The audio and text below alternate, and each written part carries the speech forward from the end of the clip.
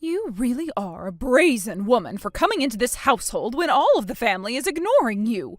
A high school dropout lowlife like you can go ahead and eat in the doghouse tonight. So this means there'll be no food made for me tonight? There's no way there could be any food made for you in this household. Why would we ever want to serve food to a high school dropout lowlife like you? There's still a bag of dog food over there left over, so you can have that to eat. No, I'll make something for myself, so don't worry. Huh? You'll make something? I'm telling you right now that you're not allowed to use this house's kitchen, all right? That's completely fine. I have some camping equipment that I can use. I was thinking about going to the park nearby and making up some curry for dinner. I see. Then go right ahead and do so. Just make sure that whatever rancid curry you're capable of making doesn't have its smell latch on to you when you come home. I think it's really difficult to make something like curry smell rancid. But don't worry. I don't think any of the smell will come close to the house, even if I have a bit of the smell on my clothing. Well, considering we could kick you out of this house whenever we'd like, you should really get started on learning how to live out in the elements. Yes, that's correct. Well, you seem to be very understanding of me today. Then let me ask you this. Could you please leave this house for good starting tomorrow? What? You seem to be really into that camping thing now, right? I like to think it suits you very much, and you could do a lot better living outside than in this house. So I was thinking I could help you along by forcing you to stay out. Ugh. So you're just going to kick me out of the house for good outright now? I still can't believe how long you've made it squatting in our house when the whole family's been ignoring you the whole time. I'll have you leave this house for good, though, tomorrow, so please be ready for that. My husband's been telling me that those with a low-level education shouldn't even have a right to talk to us. So when you're out of this house, we will all finally have the ability to talk freely again. And not one person will feel sorry for you. So you won't even regret kicking me out? Why the heck would we regret getting a shameless squatter out of our house? All right, then. I'll be leaving your house for good tomorrow. Just remember that no matter what you say to me, I'm not going to be coming back there. Of course I'll remember that gladly. If you actually came back, I'd have to take more extreme measures and literally kick you out. Hey, Ren! What the hell is going on here? I heard that you left the house for good. Why would you do something like that? You're asking me why I left that house for good now? Do I really have to explain to you, of all people, the reason for as to why I had to leave? Wait, I get that you and my parents haven't really been getting along with one another too well recently, but... Your parents? It's not only your parents, Grant. Things haven't been going well between me and all of you, right? I mean, not only has it been your parents ignoring me this whole time, but you as well. But when it's just been you and I've done everything to make you comfortable, right? Yet when your family, especially your parents, are around, you join in with them treating me like garbage, and I've had enough of that crap from you all. How the hell do you call yourself a husband when you can't even protect your wife? Idiot, I have no use for you anymore, Grant. Hold on a sec. I have a position in this family that I have to uphold. There was no other choice for me all those times. That's right. There wasn't any other choice for you. So go ahead and continue to stay in that position, protecting it over me. I'm leaving the house now, and your family. Hold on, please. If you go and leave this house for good, how are we going to be able to pay the rent here? You and I have been paying half and half this whole time, right? Half and half? I've been paying close to 80% of the rent there, while you just fork over a measly 20%. Due to the fact that you work a worthless job still, you still don't make enough to pay for half of the rent. What? Are you trying to make fun of me now? I'm the one that actually graduated from one of the most prestigious universities in the United States. Yet you're now making even less than someone who didn't even graduate from high school. Both you and the rest of your family, you all just love to brag about your education and crap, but look at you all. What the hell happened? Two of you are unemployed, and the other is just a paper pusher making half of what a full-time store clerk could be making. What did you say? No matter what I've said, the only retorts your parents have are about one's education, when them and yourself are all useless. I don't enjoy being made fun of for my education when I'm the one who's making the big bucks here. You! Who are you calling useless? I'm calling you and the rest of your family useless. You all just love making fun of someone for being a high school dropout, but don't want to acknowledge the fact that the high school dropout is the one making all of the money and supporting every single one of you. It's pathetic. Now you're saying too much there. Take all that back right now. Who the hell would take back the truth? I've had to put up with all of you ignoring me and my needs for months now. Sure, I know that I'm partially responsible for having to carry on for months like that because I shouldn't have put up with that from the start, but without me in the house, your parents will not be able to carry on, now will they? Originally, I didn't want to leave your house knowing that fact to be true, but after how much constant crap I've been forced to chew on, I am out of here. Hey, come on now, please, rethink what you're doing here. How about you stop begging for me to sit around and go tell both of your parents the damn truth?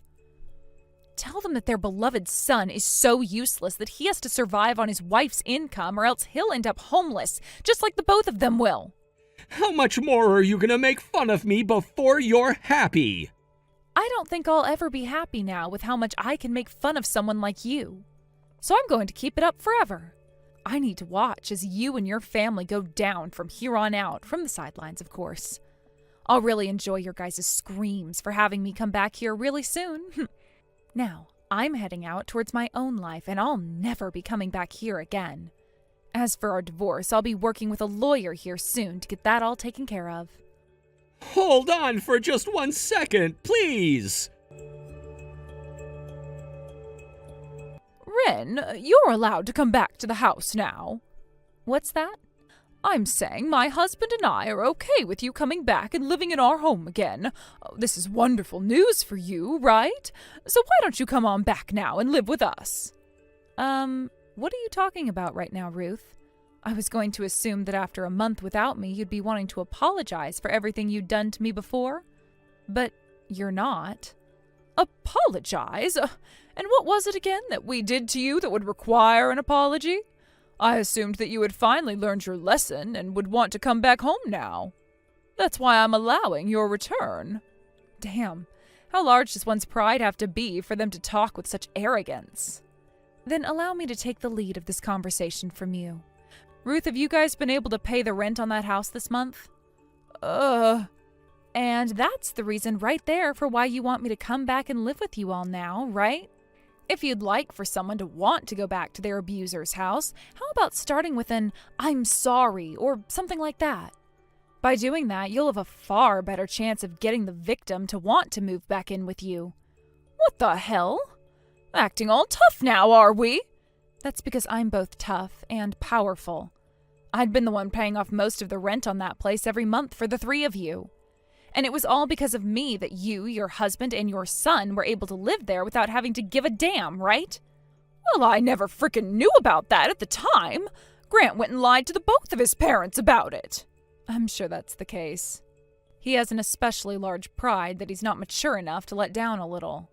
But who might he have gotten that kind of behavior from, Had my husband and I known that you were paying the rent for us, we would have told you to stop and started paying ourselves. And I'm sure you would have. You both would never want to accept the fact that a high school dropout who you'd been picking on the whole time was paying for the place you both resided in. And that's why the two of us went and kicked Grant out of the house. What? Which means we're completely fine with you coming back and living here. I know now that all Grant was doing was putting on a mask in front of his father and I to make himself look good. But when he'd go around you, he'd try to play the same game, right? Oh, that kind of a helpless man who tries to appease both sides is someone who we do not want in this house. Wow. All of that spoiling you did for Grant, and now you've gone and kicked him out, just like that. I guess when you both realized that he was completely useless, you had no other option but to kick him out. Anyhow, you come back and live here, please. Neither of us will ignore you anymore, so don't worry about that. I'll even let you use the kitchen from now on. After all you've had to realize this past month, you're still talking down to me like you have the upper hand? I did say something about this a while back, didn't I? No matter what happened with you all, I would not be going back to that house. I get that, but Grant is no longer living here, so you should be fine now, right? Sure, I really do hate his guts a lot, but when it comes to you and your husband, I hate you guys so much that the steam coming out of my ears from anger could melt steel. Not only do I not want to live with you all ever again, but I don't even want to see you guys anymore. Sorry, not sorry. What the hell are you saying? You really are the most childish person I've ever met. Yet the woman who had been ignoring one of her family members who had been living with her for close to a year isn't childish? Is it all right if I say that I'm tired of talking to you now? You hold it right there, Wren! Hey, Wren. Do you think you could help me out just a bit? I was kicked out of my parents' house. Right now, I have nowhere left to go. I don't give a damn. What is going on with all of you? It's only been a month, yet now that everything has gone to hell for you three, you all are going to beg for my help? How dare you? I really do feel bad for all of the things that happened to you, Wren. I was in between a rock and a hard place back then, all right? You understand what I mean, right? I really respect both of my parents, but I also really love you. And, well, back then there was no way for me to make a move because the both of those things was too strong for me. I've heard that excuse from you now 101 times. And for every one of those times, I have not found any way to comprehend what you mean.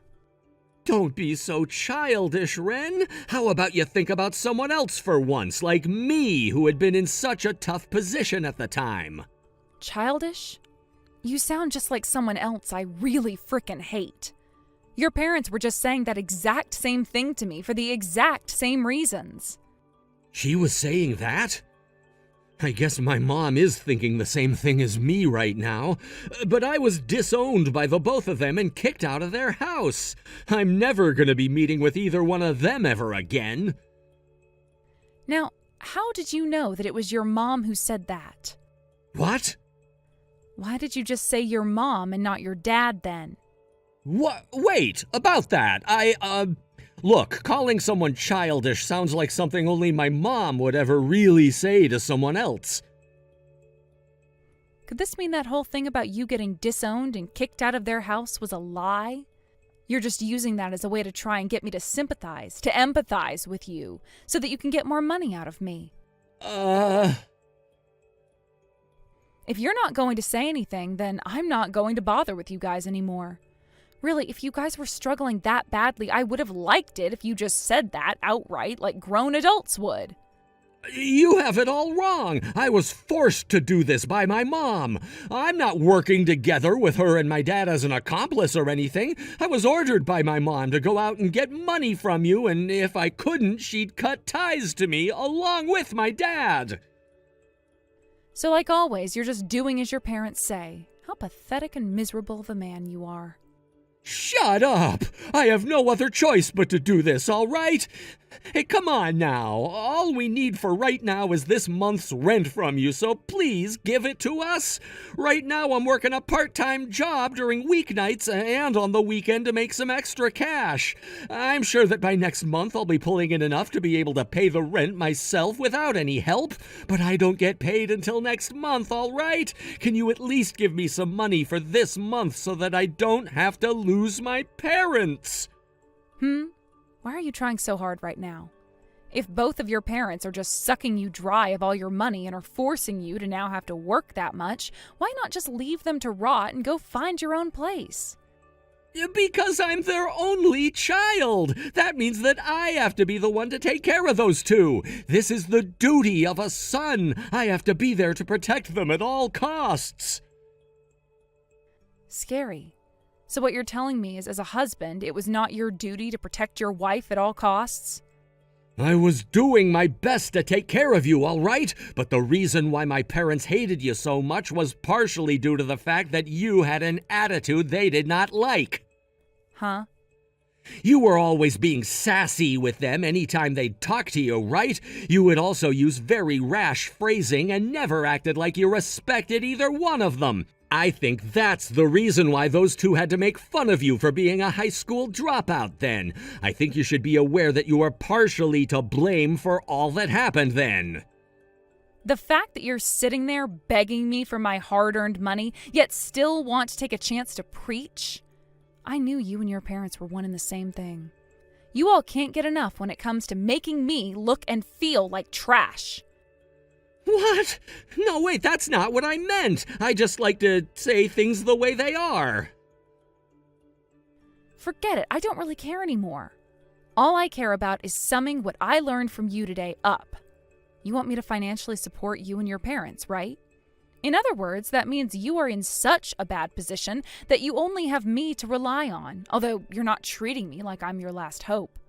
I'll have to say no to your request for now then, since it seems you're not taking things seriously enough yet.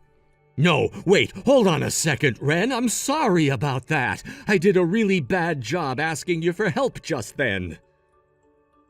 Don't worry about the way you asked, because no matter how you would have asked me, I don't feel like giving any more of my money away to 3 arrogant slugs. How about you do what most people do and borrow some money? Please, Ren, don't leave me like this. If you don't do anything for me here, then both of my parents are going to abandon me. I think being abandoned by those 2 is the best outcome. You'll finally be free of those 2 and be able to do whatever you want with your time and money. Doesn't that sound great to you?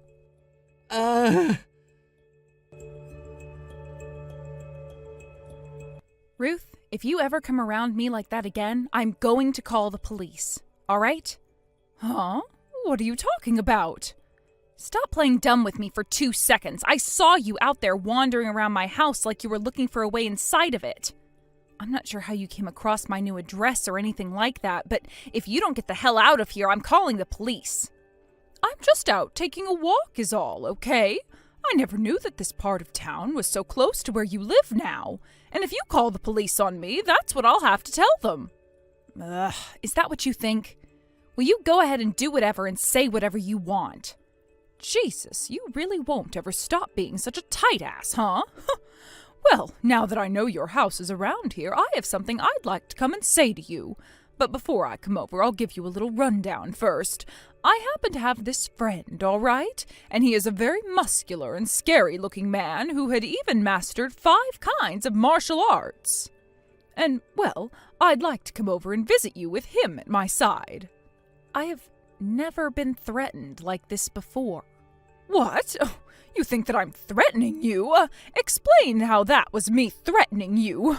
I'm not sure what about that made you think it was a threat, but if you don't mind, how about coming out from inside your house so we can talk? I came all the way out here to learn that it's where you're living, so how about you come out to say hi and chat for a bit?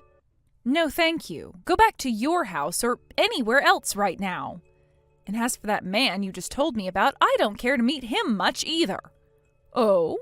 Well, but it seems we're on our way over to your place right now. He seems to be really interested in you, actually, and has gotten a head start. Is that right? But I still have no plans of going out there to meet either one of you. I'm telling you, it's best that you both go home right now. That's not going to happen now. We're on our way right now, so it's too late for you. And it's far too late for you to regret everything now. So that's how things are going to be. All right, then. Mom? What the actual hell do you think you're doing? Who the hell was that man just then? Why was he going after Ren? What? Grant, what are you going on about right now? I'm not joking around right now, Mom, so please get real here. I want to know who that man was that you sent to Ren's house. Right as I got inside the house, he came and broke off the lock to the door. He then came in and started looking for Ren before I went and told him to stop.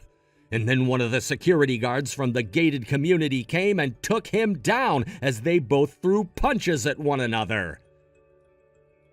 So in the end, he was taken away by security? Wait. Grant, why are you at Ren's house right now? I came here to talk with her about the divorce and everything it entails. I brought over some other paperwork for her and was just dropping it off inside. And when that man broke into the house from behind me, it was all bad timing. Especially since that was when a security patrol was coming down the street and saw it happen. Then, if he was taken away by security, does that mean the police? I'm sure they're handing him over right now. Luckily, all the houses in this community have cameras all over them for that extra security. So he's going to have to face charges for breaking and entering, as well as for assaulting one of the security guards. Oh, all you ever do is the most needless things when I have a plan. Having to keep such a useless son like you around has caused me enough harm. Don't you come back to the house ever again. I am cutting ties to you forever now. Understood, Mom. What? You're not going to beg for me to forgive you or anything like that. There's just one thing I'd like to ask you before I go, and that's if you're really going to be okay, Mom. What? If you're willing to kick me out of your house now, then who will be the one to take care of both you and Dad? Will the both of you even be able to come close to paying for rent every month there? Wait, that's, Honestly, though, I've been wanting to get away from the both of you for a while now. I've finally seen just what horrible people you both really were to Ren, and that I enabled all of it to happen. I want to change my ways now after that, and in order to do such a thing, the first thing I have to do is change the environment in which I live. Huh? Grant, are you actually planning on leaving our house? You just told me that you were cutting ties to me, right? What did you think something like that actually meant for me? That means that I have to leave your house now, whether I want to or not, and that you should be happy about it, right? Wait, I get that I said I wanted to cut ties to you, but I never actually wanted you to take that literally just then. Wow. Anywho, I'm gonna be leaving your house now. I'll start living on my own again and focus a lot more on working and saving up money. And when I have enough saved up, I'll give it all to Ren as a form of a settlement for what had happened to her. You hold it right there, Grant. Are you just going to abandon your father and I and leave for good? You have been the one threatening to cut ties to me for years now, so why should this come as much of a shock to you? You should be crying tears of joy over the fact that I'm finally agreeing with it. This is my way of being a great son to you. Excuse me, Ren, you do something about Grant right now that will set him straight. He just told me that he's going to cut ties to his father and I and then leave this house forever. But hasn't it been you who's threatened to cut ties this whole entire time? I get that, but I was never once being serious about it. You go and explain that to him right now. And why would I want to help any of you, dumbass? What? You have become so obnoxious recently that I'm no longer going to talk kindly to you. By the way, just a second ago, you had a man break into my home through the front door and come looking for me, right? Sure, Grant was here to tell him off as the security guards came in to get him. But had Grant not been here, that man would have come up those stairs to my room and most likely screwed me up badly. Wait, no, I told that man to just get up in your face as a threat. I never wanted him to do any physical harm. Had he done that, I would have taken back all the money that I paid him. And him hitting Grant was not something I asked him to do. Grant should have never been there in the first place, right? And the same goes with the security guard. That does not matter to me now. Just know that I won't be helping someone who tried to threaten me again. How badly has your head been damaged for you to have such a stupid thought process as that about this? You can boast all you want about your education, but those born with such a low IQ will keep that low IQ forever. What? Ren, what did you just say to me? Shut your damn mouth for once. Just shut up and apologize for what you did already. If you want my help, then start with an apology. Then I might actually put some thought into how to help you. Really? Yes. I would never ever lie to you, right? Ren, I'm so sorry for what I've done. All of those times that I acted way out of line and treated you like crap. And today, sending a man like that into your house to try and threaten you. I'm so sorry for all of that. I'm sorry. All right, understood. Goodbye forever now. What? Wait, but our promise! I just went through all that trouble to apologize to you. I know that. I told you that I'd think about helping you if you went and apologized to me. But I never said I'd outright help you. And after putting a second of thought into it, I've decided that I won't be helping you after all. Huh? What the hell, Ren? That was dirty of you. But I never once lied to you, right? What the actual frick? Hey, please! If I'm abandoned by you two now, then I'm going to lose my house and my husband for good. I don't have Grant anymore to ask for help. Hey, please, help us out just one last time. You won't have a house? Well, then I have this wonderful idea for you that will totally work. I've tried it out before, so it's been proven. Go out behind your house and there will be a doghouse, right? How about you go live and eat in there for the time being? Thanks for what you did a little bit ago, Grant. Because of that, I didn't have to end up being beaten to a pulp. Nah, don't worry about it. As a man, it was my job to keep a scary dude like that out of the house. And as your husband, really, I did that because for a very long time ago, I've done nothing husband-like for you. Yeah, that's true. But you're not really my husband anymore. Instead, my ex-husband, right? That's right.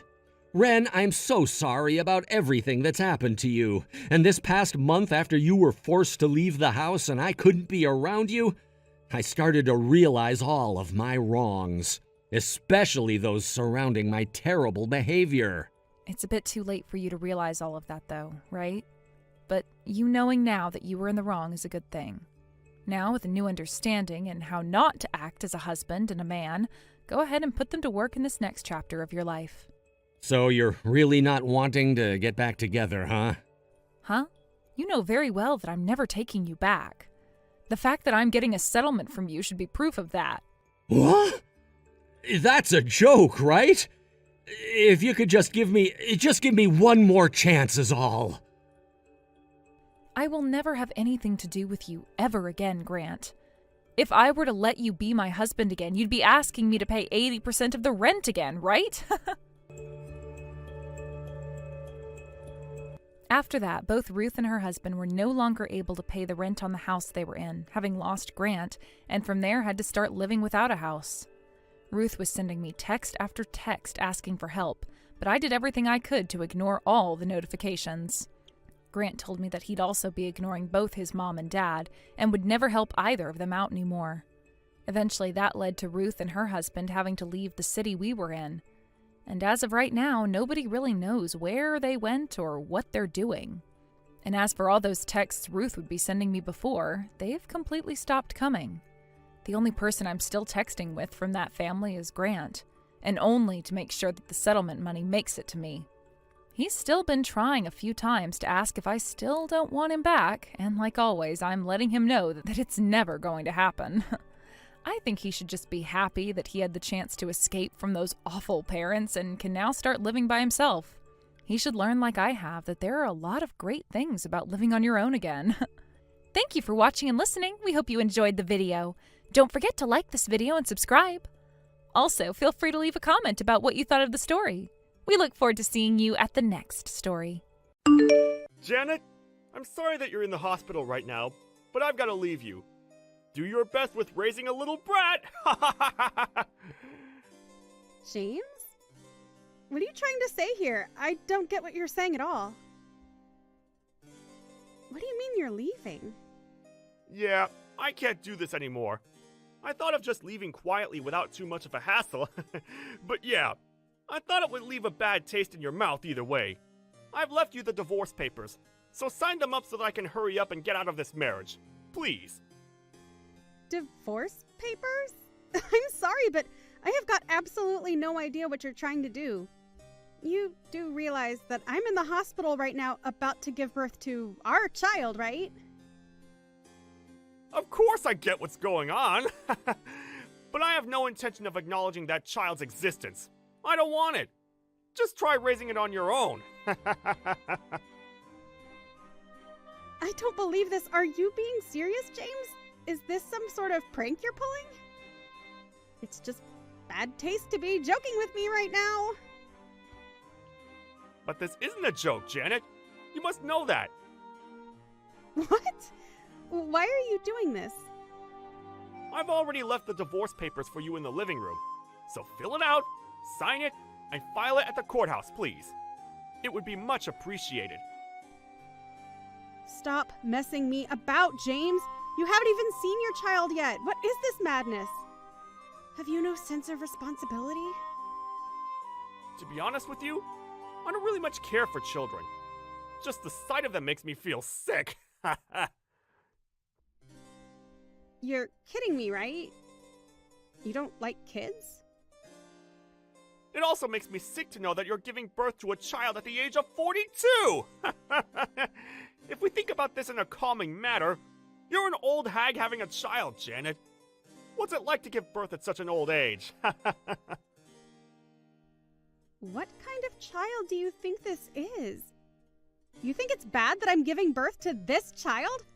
Plus risking my own life in the process? Look, I've had enough of all this crap. There, I said it clear and plainly for you. I'm going to get a divorce from you, so that I'm not with an old hag. Basically because I can't love a child that's coming from a miserable old hag like you. Now, wait just a minute there, James. A child that's from a miserable old hag?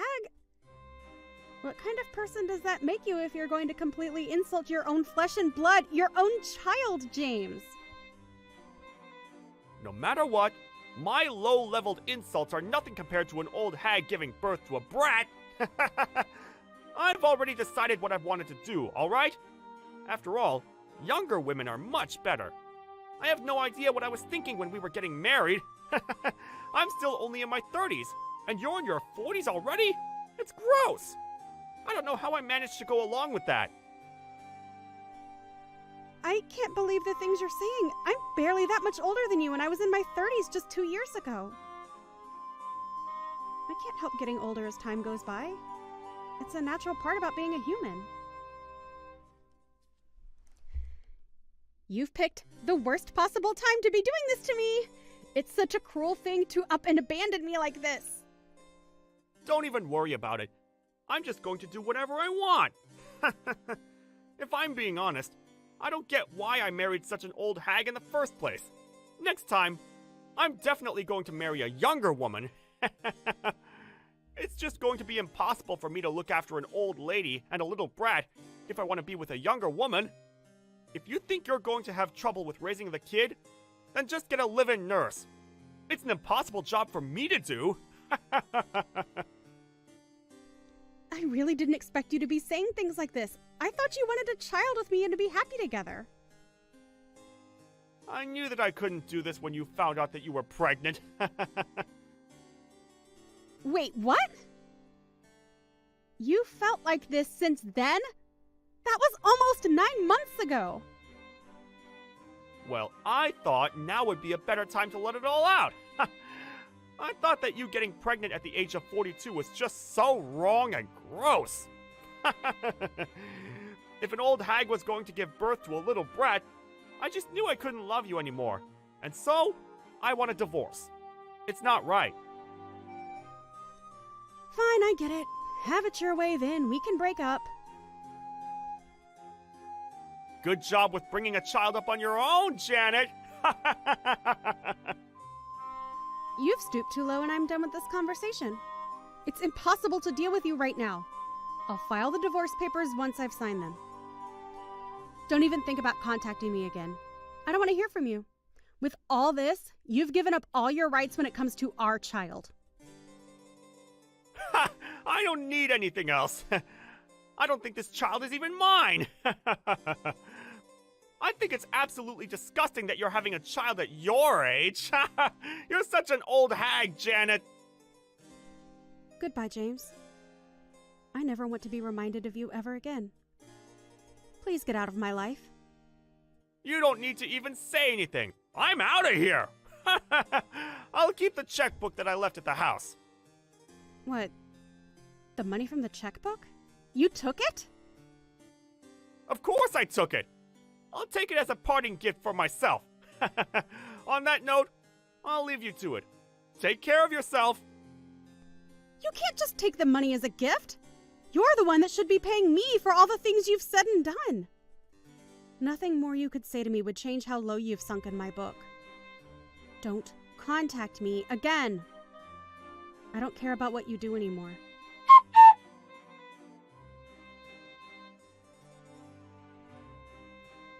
Not to bother you or anything, but why the heck did you barge into my parents' house? You're so annoying, and you need to stop interfering in my life. Janet, thank you for messaging me. I've been trying to get in contact with you, but you never answered me. I thought that I'd never see you again. What are you talking about? I'm not seeing you, and I don't want to see you. I have no intentions to meet you.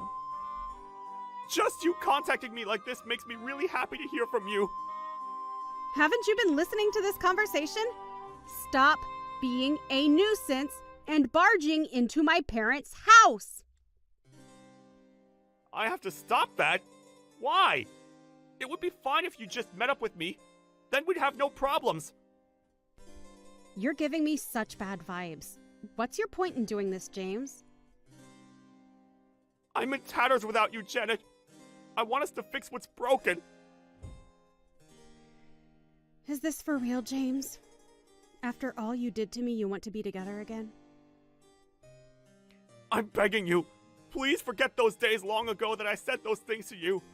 I want to be together. I shouldn't have dated a younger woman. What the heck are you talking about, James? Why are you messing with me? I'm not. Look, I'm sorry for what I've done. I dated a younger woman after I left you, and we were going to get married, but it ended up being a scam. She was a wedding scammer. Oh, is that so? Oh, that's no good, James. So I've been forced into debt as she took a lot of money from me. It wasn't supposed to be like this. I knew it wouldn't be good trying to marry someone younger than me. Younger women are just bad news. All I have is you now. Now this is just making me feel sick to my stomach. What are you trying to say, James?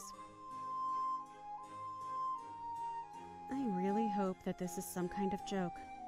Ha ha. Just what are you looking for when it comes to me? Because I have no clue anymore.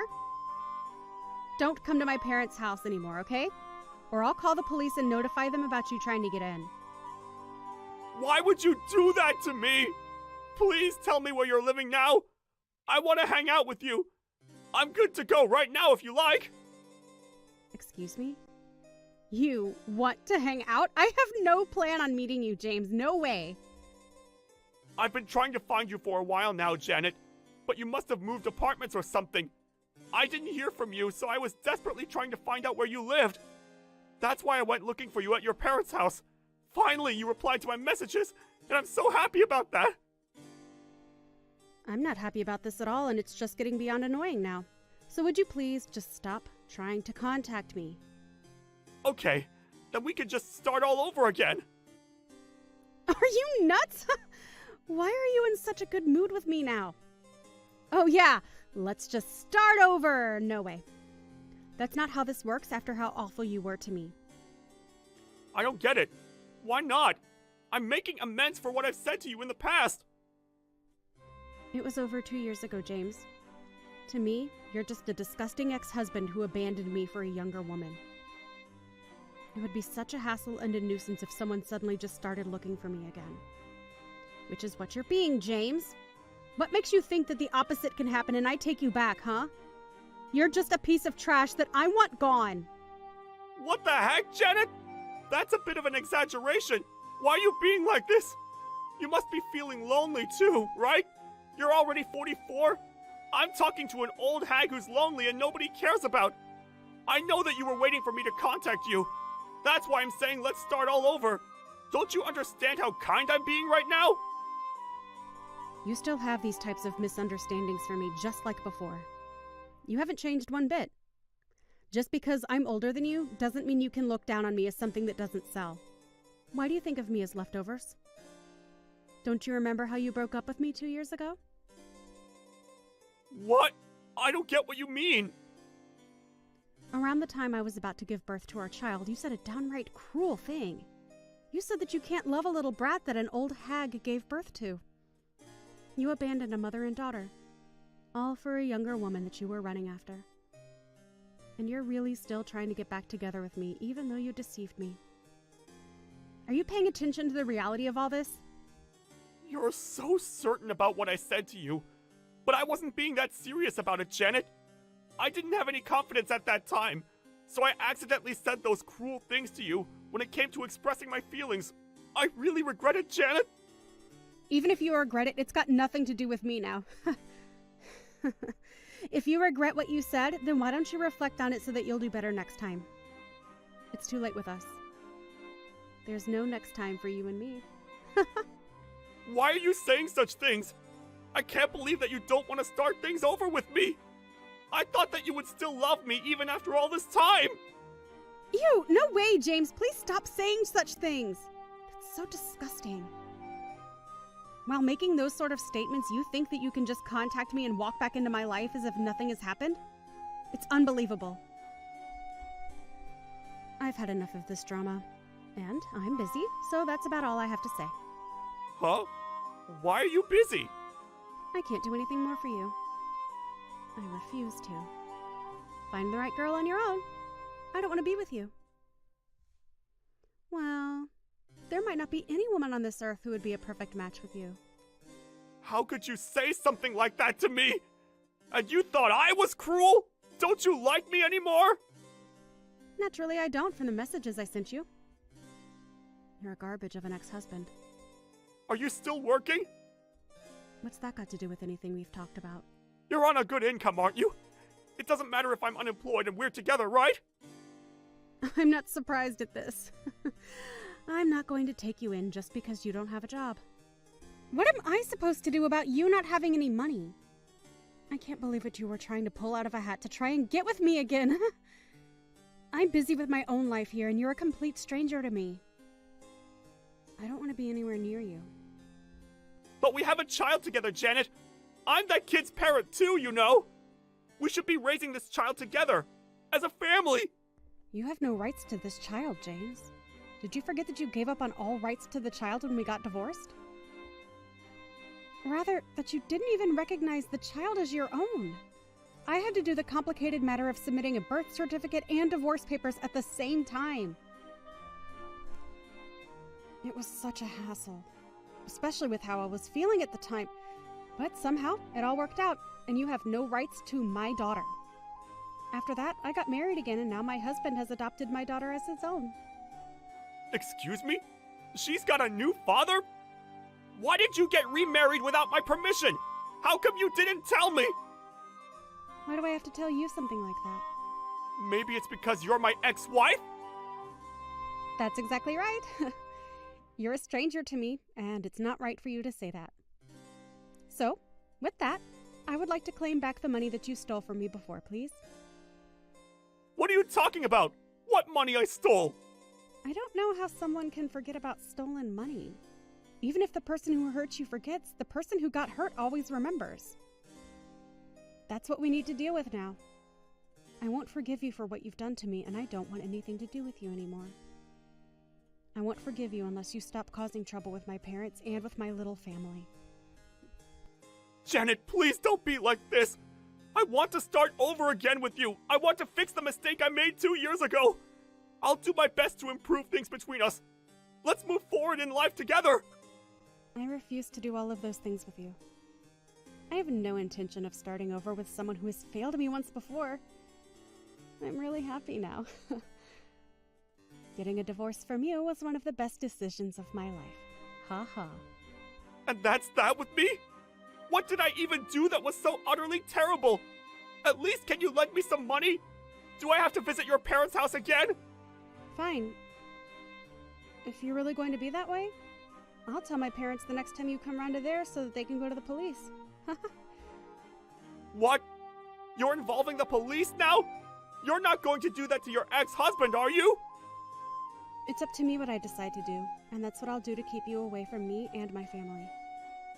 I'm completely cutting ties with you, James. Don't expect anything from me. I don't want to be bothered again in the future, and I never want to see your pathetic face ever again. If you're going to say something more troubling than this, then we're going to take some serious measures against you. You better remember that. Now hold up a minute. You're taking what serious measures against your own ex-husband? Just so you know, my husband's a lawyer. So if you do anything that pushes my limit, my husband could get involved, you see? If you don't want that to happen, then I would just live a quiet life while you look on your sad and pathetic reality. See you later, you piece of crap! You know how you used to call me an old hag? You're old enough now to be called a miserable old man. Well, more like a poor, lonely, and miserable old man. You make me sick just by having to interact with you on a phone. Don't contact me ever again!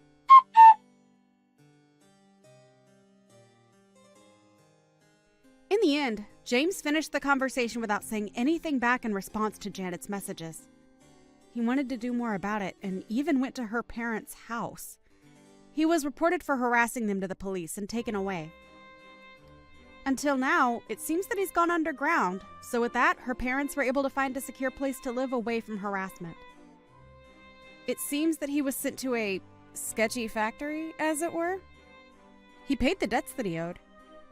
It seems that every day his day started with working really hard. He might be able to rehabilitate from this? Janet is living a happy life every day with her cute little daughter and her kind and gentle second husband. It seems that their daily life has become quite different since James was out of their lives. Naturally, that's good news for this cute little family unit.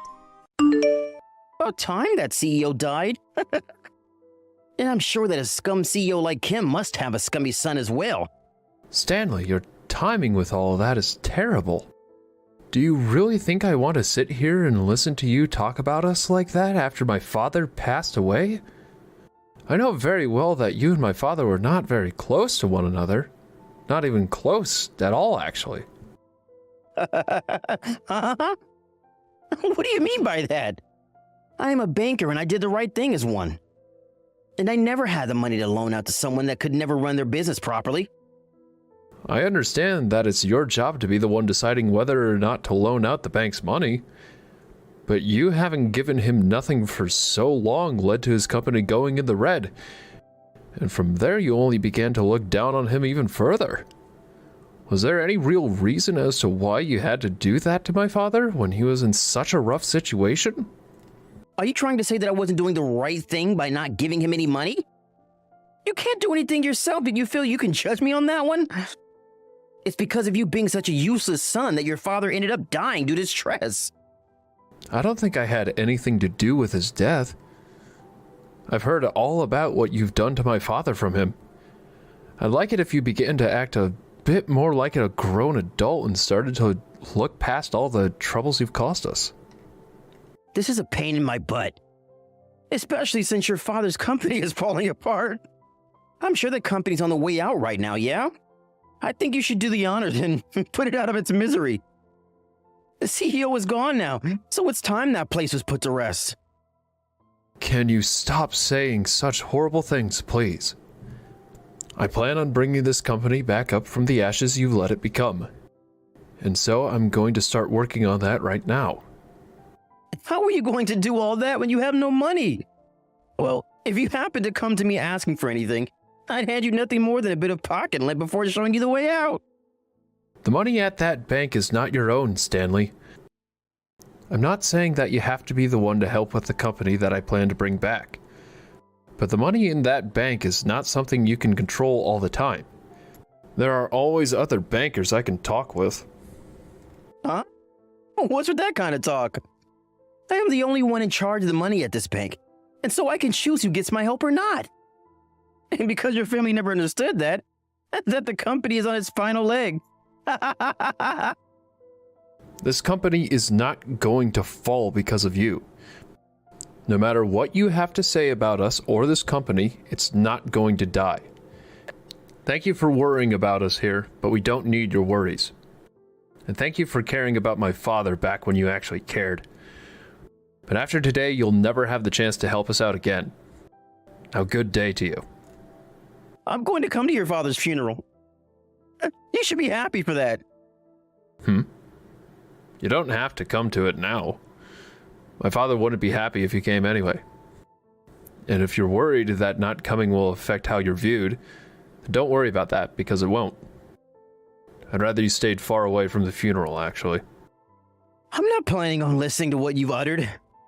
Now, I'll be coming to see your devastated expressions when I arrive at the funeral. You're only going to cause more trouble, so please, stay away. I'm telling you that you don't have to bother with my family anymore.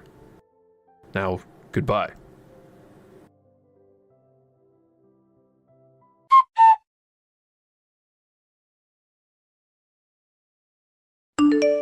I'm quite the nice guy, aren't I? I came here with some money to hand off to you guys as a gift, even though you are all scum. Thank you, please. This isn't funny, Stanley. Why did you come to my father's funeral? Did you think that it was okay for you to do that when you're supposed to be seen as a leading banker? Huh? What was it that I did wrong here? You came into the funeral and chucked 49 cents at me, saying it was the money you wanted to give to my father. That right there is beyond normal. You get your head together and explain yourself to me. Actually, you don't even have to explain anything to me as long as you leave. I don't even want to look at you anymore. I'm thinking the same thing. I'm happy thinking about how soon that company will fail soon. And I'll never have to worry about you scum again. Excuse me?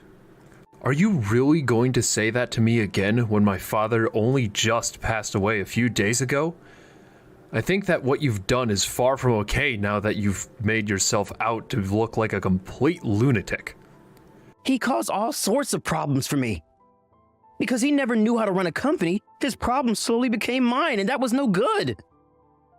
But now that he's gone for good, I decided to celebrate that by handing you 49 cents in his name. I'm going to make you regret what you've done today. Try it. I'm telling you that what you've just said to me, you'll soon come to regret. I'm not going to let what you've done to me go. You're really going to regret what pain you've caused me and my family today. I'm going to do all this in the name of my father. What are you going on about, Richard? At this point, no matter what you try and say to me, I'm not going to budge. You and your whole family is a bunch of idiot scum. I'm looking forward to the day the company collapses. Well, good luck trying to pick up any scraps before that company crumbles into pieces. I don't need to hear any of that from you because we have a plan set in place to bring the company back on its feet. And whether I do my best or not will not be affected by you. I'm seriously going to make you regret all of this, so you'd better get excited for that time to come.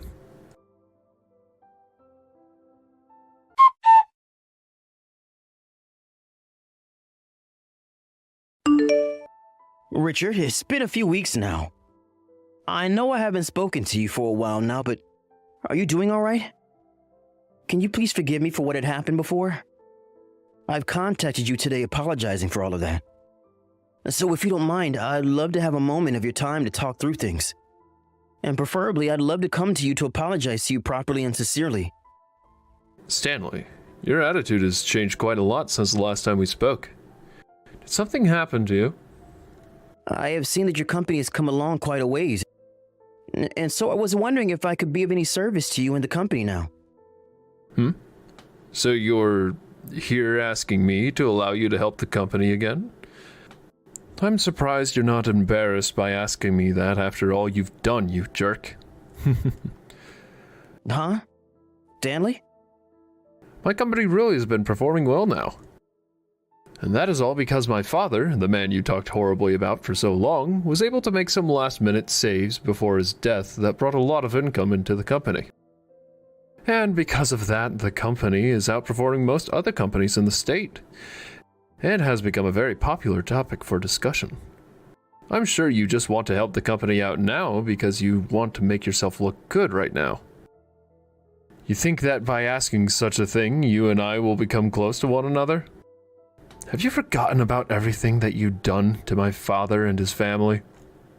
I'm so sorry about what had happened then. And as of now, I am very regretful of the way I had acted, both around your father and around you. Do you think you can find it in your heart to forgive me for that? I promise that there is a very high chance now that the money your father had requested before can be given to you now because of the company's outstanding performance. Will you allow the two of us to discuss all of that even further? What? Are you expecting that I'll give in and allow you to talk about money now after all you've done?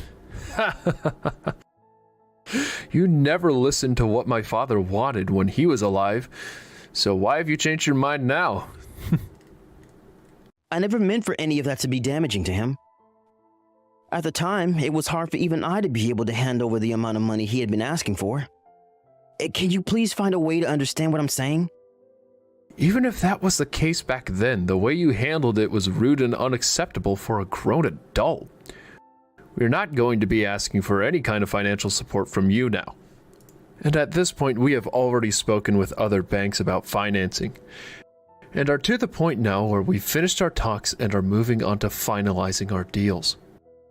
What?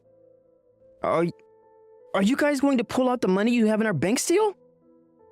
We are. We no longer want your bank handling any of the company's money. I was waiting for you to come and apologize to me just so that I could tell you that we are moving forward with pulling all of our money out of that bank. And thankfully, we are just about ready to do so. This is all working too perfectly. Please, slow down for one moment. Are you sure about that? About what? The money that we're holding here is in fact the money that belongs to your company, yes? Moving it out of here so easily is not something that can be done overnight. I'm aware of that, and that's why I've been working on accomplishing this feat for a while now. And when the money has all been pulled out, you'll have to be the one to take responsibility for it. Huh? I have to? Of course you do. The whole reason that our company is now pulling the money from your bank and moving it somewhere else is because of the way you acted towards us. I'm sure you'll even be fired for this now that there will be some damages to your bank. Richard, do you think you can talk to me directly about all of this? I'd like to start out by apologizing for everything that had happened between us before. And I'd really like to have the chance to explain myself to you. I believe there is a massive misunderstanding between us right now. A massive misunderstanding? Oh, I don't think so. I have not forgotten about the way you acted then. And no matter how much you've changed your attitude now towards me, what you had said and done will not be erased. And I am very well aware of that. But I'd love to talk to you about that a bit more. I have thought a lot about what I've done, so please allow me to apologize to you. Please, I promise that I'll never act in that sort of childish way towards you and your company ever again. It is far too late for you to apologize to me now. I told you back then, didn't I? I'm going to make you regret what you said and done. And I'm just doing what I had promised. Please, calm down, Richard. I'm very well aware that all of that was because of me, and I'm at fault for that. But I'd really like for us to continue talks again about how this bank can help your company in even more ways now. So please just give me enough of your time to talk with you about all of that in person. No, thank you. I'm not going to work with your bank anymore, and I thought I had made that clear. I'll never forget the way you treated my father, and this is all happening now because of that. I never meant to treat him so poorly then. Perhaps you could say that back then I had just gotten a little too far ahead of myself, and that caused me to act in a slightly rude manner towards him. Slightly? I doubt that you were only slightly being rude to him back then. His company continued to stay in the red that whole time, but he always came to me asking for more support. I understand that things were tough for him, but even though you understood the rough situation he had been in, you not only acted towards him in a cold manner, but you even came all the way to his funeral and made fun of his name. well, I didn't mean for that to be anything hurtful towards him and his family. I had to be at the funeral as I'm one of the lead bankers that worked with him. Oh, I know that you had to be there. But if you had to be there only because you are a leading banker, then you should have acted like one until the very end. I'm never, ever going to let that go. You hear me? Everyone else that was at the funeral feels the same way I do about you. My father may have worked with your bank for the longest time now, but after seeing how you treated him and his family, everyone is very much okay with what I'm doing now. And I think that what I'm doing right now, having the company's money removed from your bank, is the perfect form of revenge. Please, wait, Richard. I never expected your company to make such a huge comeback like it has after what your father did to it. I know now that I was getting too far ahead of myself, and I want to apologize for that. But if you pull all that money out of our bank now, it will really ruin my day. And I have nothing to do with your day being ruined, Stanley. You didn't seem to care when my father was in a tough spot and his day was being ruined. So why should I care about your day? Wait, please! I didn't mean that. Also, it seems you never even looked at how the company was doing before my father passed, right? Huh? If you had just taken a look at the company's sales, you would have seen that it was going to make a comeback for sure. The only reason for my father needing some money from you at the time was because of a mistake one of the managers in the company had made when writing an order. And so because of that, the company did not have the right amount of money to cover the costs. But had you just handed over a little money to help pay for the costs at the time, then you would have seen that the company being in the red was only due to one late payment. So the only reason you thought the company was in the red for so long is because of that one mistake. But it was only on one occasion and wasn't even that big of a deal at the time. If you were really the amazing banker you feel that you are, you would have noticed that and understood that by handing the money to my father that one time, the status of being in the red would have gone away immediately after he made the payment. Well, that's... Did you ever take a look at the company's finances when he came to you? And on top of that, did you even offer to lend him anything? I'm sorry, but I did not. I had assumed that him coming back to meet me again for money meant that his company was in the red for good. And so I never thought to look at the finances of his company. I'm so very sorry for that. But now I'm very much aware of how well your company is doing. Please allow my bank to continue working with your company. I've already spoken to your bank's owner. Huh? I'll be going over there later to speak with them in person, but I will not be talking to you. I'll be letting them know about how it was your attitude that led to this choice. Stop that, please. If you tell them about that, then I'll be made responsible for everything. Richard, please stop trying to make all of this my problem. I'm not trying to make it your problem, as it's always been your problem, Stanley. And because of the way you acted after my father died, I'd hoped that you would have thought about your actions and made up for them sooner. But I can see that even after a few weeks have passed, you still don't see what you've done as your problem. I'm sorry about that. I'm trying to apologize to you now, so please forgive me. I'll come to you and get on my hands and knees. I don't need to see you doing that now. I know that you're a pile of garbage now, and will never change unless something severe happens to you. You really screwed up by not doing your job and labeling my father's scum for making one small mistake. I'm going to make sure you get a full whiff of this revenge that I've brewed up for you. Goodbye.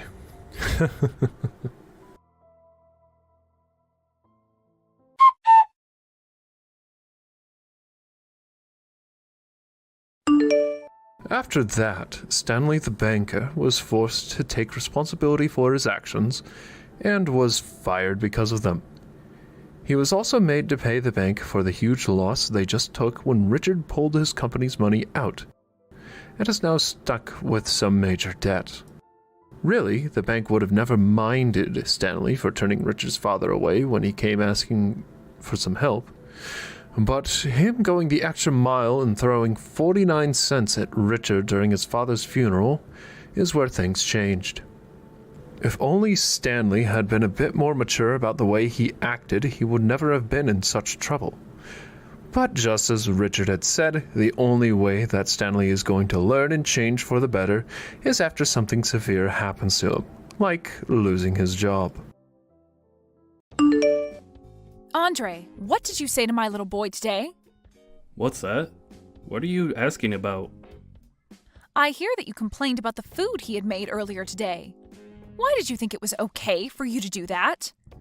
You should never have the urge to tell my family if their cooking is good or not. Are you jealous of him because he's the son of this business's owner? That's not at all what all of this was about. Why do you think I'd be jealous of him? I wasn't even complaining about his cooking in the first place. I am in a position to teach him about the correct way to prepare food. And so I was just teaching him a better method for preparing the dishes he's made.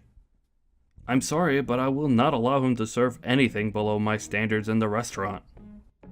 Are you trying to say that my son's cooking isn't any good?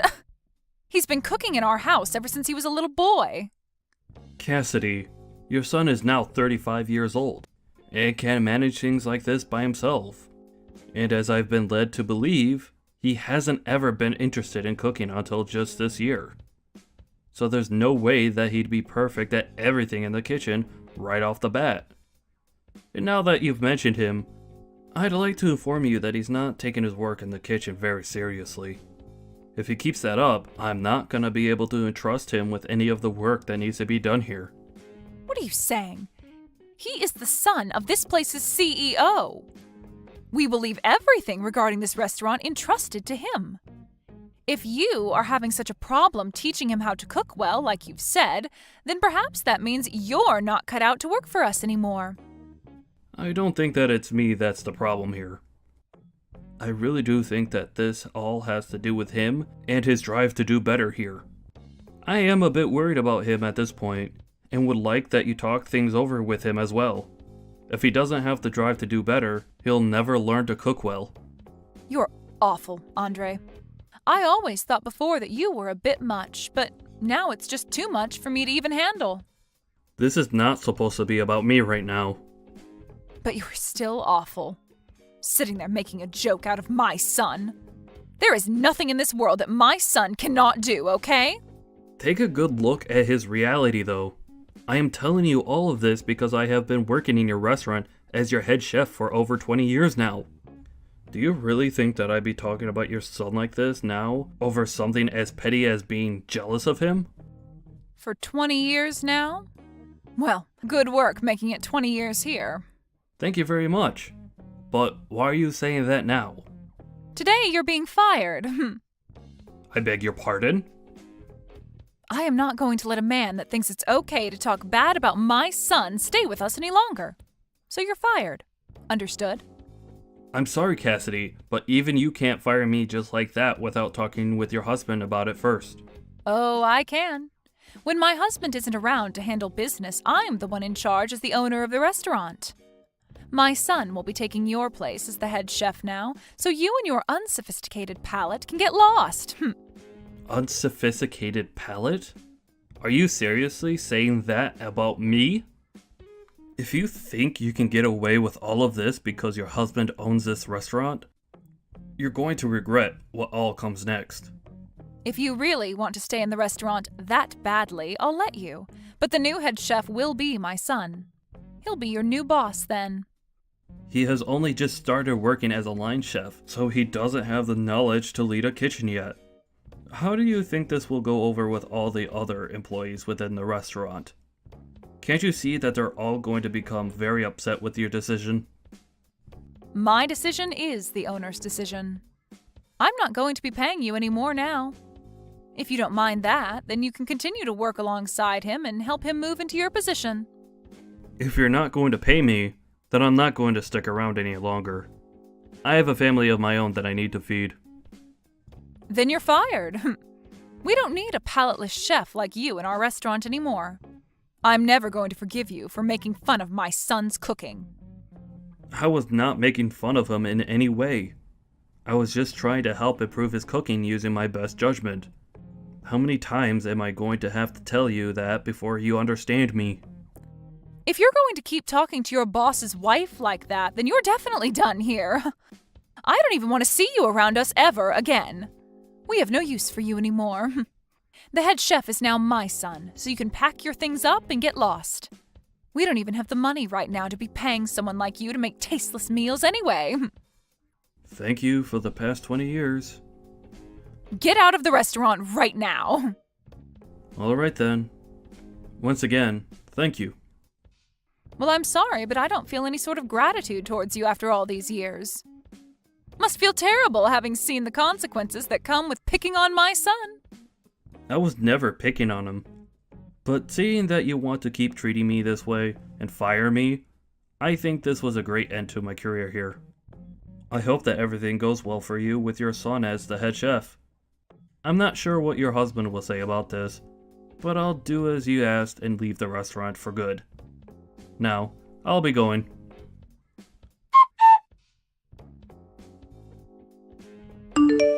Why are you not answering your phone? I'm sorry, but I had some things to take care of. What things? Work. Work? Did something happen with you? I see that you tried calling me plenty of times now. Well, the restaurant is in a bit of a tough spot. I'm confused as to why you never answered your phone the first time I called you. When you see me calling you that many times, wouldn't it be correct of you to give me a call back right away? I told you that I was working. What do you mean by the restaurant being in a bit of a tight spot? Are you getting a lot of complaints from all of your customers there? What the heck? Did you hear about that from someone else? If you already knew about things being bad here, then why didn't you come and save us? Save you? Why would I ever do that now? Huh? It's pretty obvious that people would have complaints about the food there after you promoted your novice son to be the head chef. Yet you didn't listen to me about what I had to say and fired me anyway. And now that all of those complaints have piled up, you think I'd come back and help you? I think you're being a bit too selfish right now is what the problem is. My son, a novice? There's no way in hell, he's my dang son! You're the one that lacks the palate to see what a master he is. Did you not get the message from all of those complaints that came in? No matter how hard you try and avoid the facts by saying I'm the one with a bad taste, your son is the one that lacks the skills to cook even half decent food, and will never cook something decent unless he gets his act together. I'm sure that he's not the best cook, but there's no way that he's that bad as a chef. He's the son of a restaurant owner after all. And so what that he's the son? Are you telling me that just because his dad has a restaurant, he's naturally been gifted the ability to cook well? I guess there was no point in all of us other chefs ever trying when someone can be born that way just because their parents have a restaurant. I'm sorry, Cassidy, but you're gonna have to tell me a better excuse than that. You stop that right now! I have thought all of this through very much. Then I guess you're just blessed because he's your son. Well, unfortunately, that bias that you have for him may just have ruined a restaurant. Do you know what your husband's going to think when he comes back and sees the mess you made without ever consulting with him first? For the past 20 years, I have put my blood and sweat into that restaurant, making sure it does as well as it has been. Compared to your son, who doesn't give a crap about being a chef, I'm like the god of cooking. Doesn't give a crap? My son loves to cook, though. And I just thought that that would mean he could make things work. All he needs is a manual to tell him how to run the kitchen, right? As long as he gives that a couple reads, he should have no problem running the kitchen in this restaurant, right? What are you trying to do by putting an amateur like him into the position of head chef? His cooking isn't even that great. And before you even gave him enough time to learn from a master, you fired the master and thought that by having the manual, he'd be fine as a head chef. So you're saying my son can't do all of this on his own then? He wasn't even serious about his job in the first place, so how was he ever going to do that job on his own?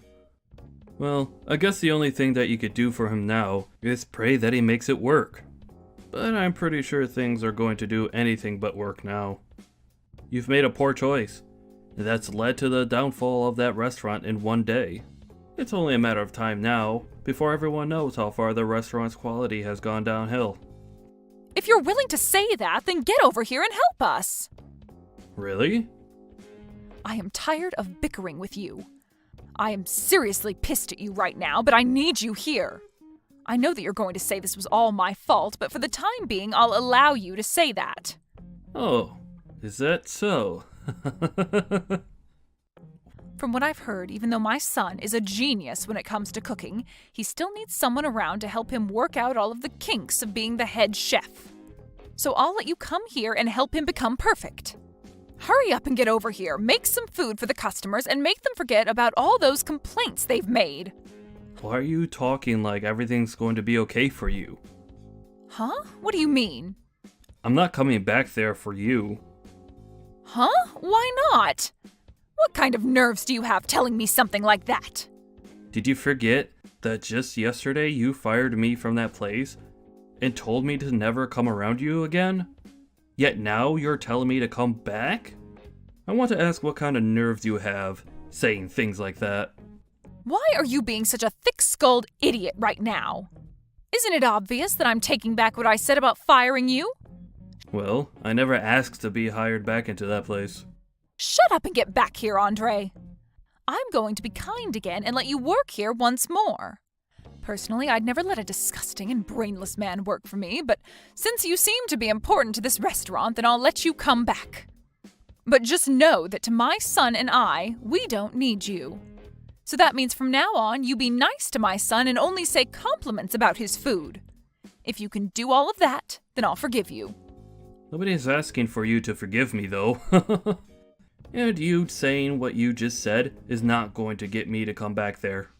Huh? What are you saying now, Andre? I'm telling you that you're allowed to come back and work for my husband's amazing restaurant.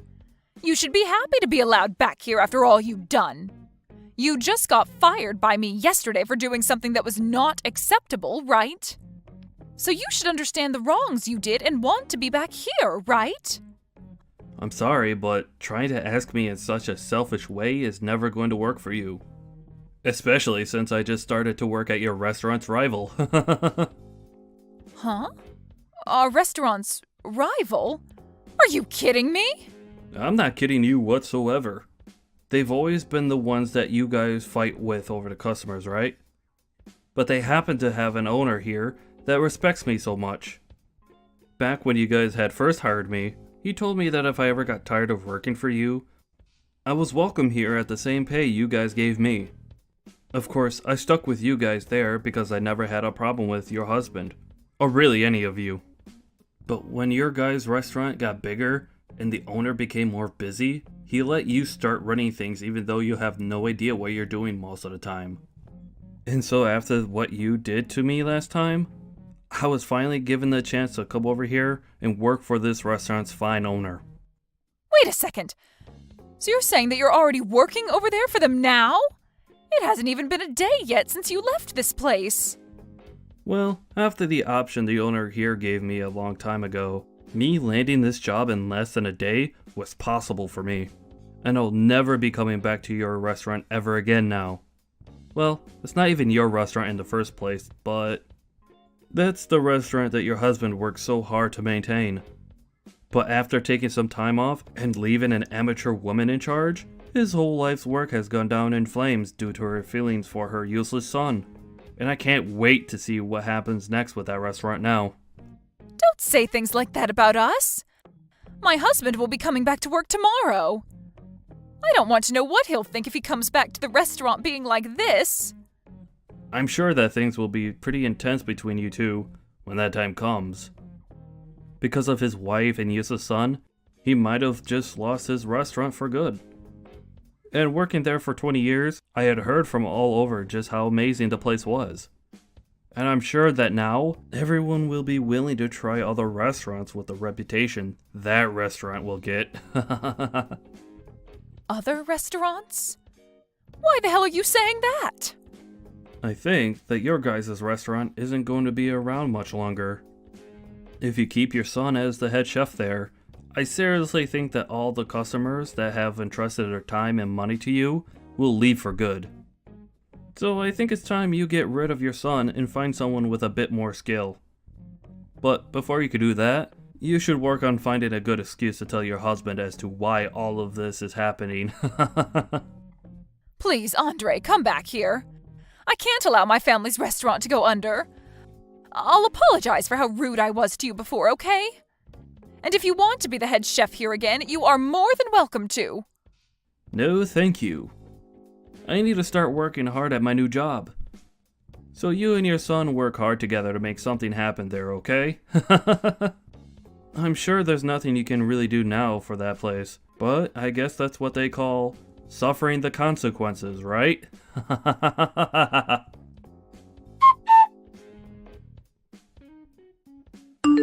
In the end, Cassidy's son began to panic due to all the complaints and stress and started to serve out raw and undercooked food, which led to the restaurant being shut down. Her husband was so frustrated with her that he kicked her out of their house and told her on the way out that he never wanted to see her again before getting a divorce from her. She ended up destroying the restaurant that he had put so much effort into, so I don't blame the man for doing that.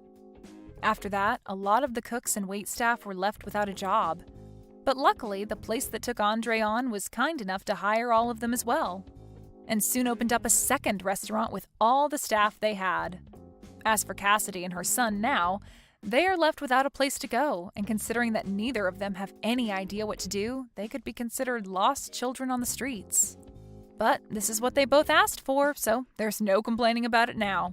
I just can't accept that my genius mother, who aims for the medical school, is a high school dropout. It infuriates me.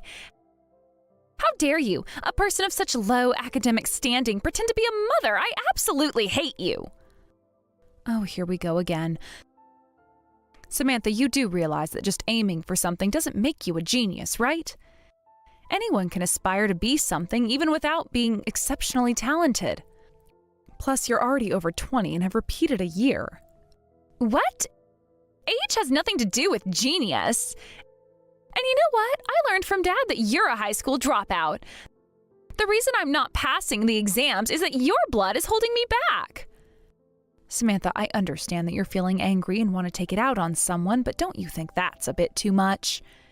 It sounds completely unreasonable. But it's impossible for someone as brilliant as I am to fail the medical school entrance exam 3 times. How much longer are you going to keep dragging me down? I'm not trying to drag you down, you know. I genuinely think it depends on your efforts. Huh? Are you saying it's my fault for failing the medical school entrance exam? Well, yes, I suppose I am. After all, you're the one taking the exam and failing it. You could try to come up with other excuses, but the primary reason lies with you. What are you talking about? You're just shifting responsibility. How can you say something like that? Would it kill you to say something a little more supportive? Aren't you supposed to be my mother? But I think it's better to tell you the truth. It's more important than sugarcoating things. Samantha, as your mother, I truly want to be a support for you, even when you say terrible things to me every day. That's why I want to confront you directly without holding back. What do you mean you love me? It's unbelievable that my mother has such a low academic background. It's laughable how someone like you can lecture others. What do you want, Samantha? By belittling me like that, what do you hope to achieve? I want you to get out of my life. You're not needed in my life. Oh, you really do say sad things, don't you? And can't you please stop begging Dad for money? Huh? What are you talking about? Don't act all innocent. It's pointless. I know that you're borrowing a large sum of money from Dad, okay? He might stay silent about it, but I've seen him regularly prepare cash and leave the house, making sure it's not noticed by me doing the handover outside, right? Bart would say something like that? Don't you dare casually call my dad by his name. Well, he is my husband, so I can call him by his name. But is that story true? Preparing cash and going out?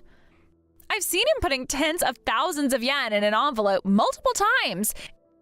It always happens when you're not at home. So you're the one receiving it outside, right? Just because Dad works for a prestigious company and earns a high salary doesn't mean he has money to waste on you. I have to talk to Bart about this. Just get out of here.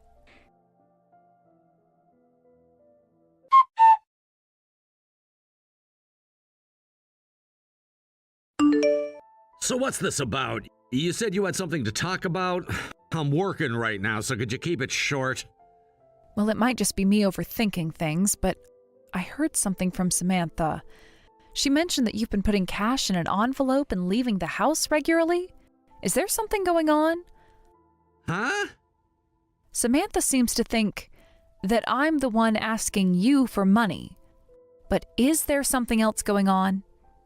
What are you talking about? Look, I'm an adult, all right? There are times when I just need cash for certain things, that's all. Maybe that's true, but you know how sharp Samantha is. She notices everything. It's hard to ignore her when she picks up on these things. Well, that's not my problem, is it? She must be confused or something. I don't have any secrets. Are you sure? This is really just a misunderstanding, right? There's nothing questionable about what you're doing? Questionable? What's that supposed to mean? There are plenty of times when having cash on hand is just necessary. Like paying bills, for example. But as far as I know, the household bills are set up to be automatically withdrawn from my account. Right. Well, either way, I'm not doing anything wrong, I promise. There's something else I should tell you. Yesterday, a woman came to our house. She asked for you by name. Is Bart here, she said? What? I told her you weren't home, and she just said she'd come back another time. She specifically asked me to tell you Bailey came by, and then she left. You're serious? Why didn't you tell me sooner? I'm sorry, I meant to bring it up last night, but I forgot. Do you think this woman might be related to the cash withdrawals you're making? Wait, what are you getting at? I don't know any woman like that. This has to be a case of mistaken identity.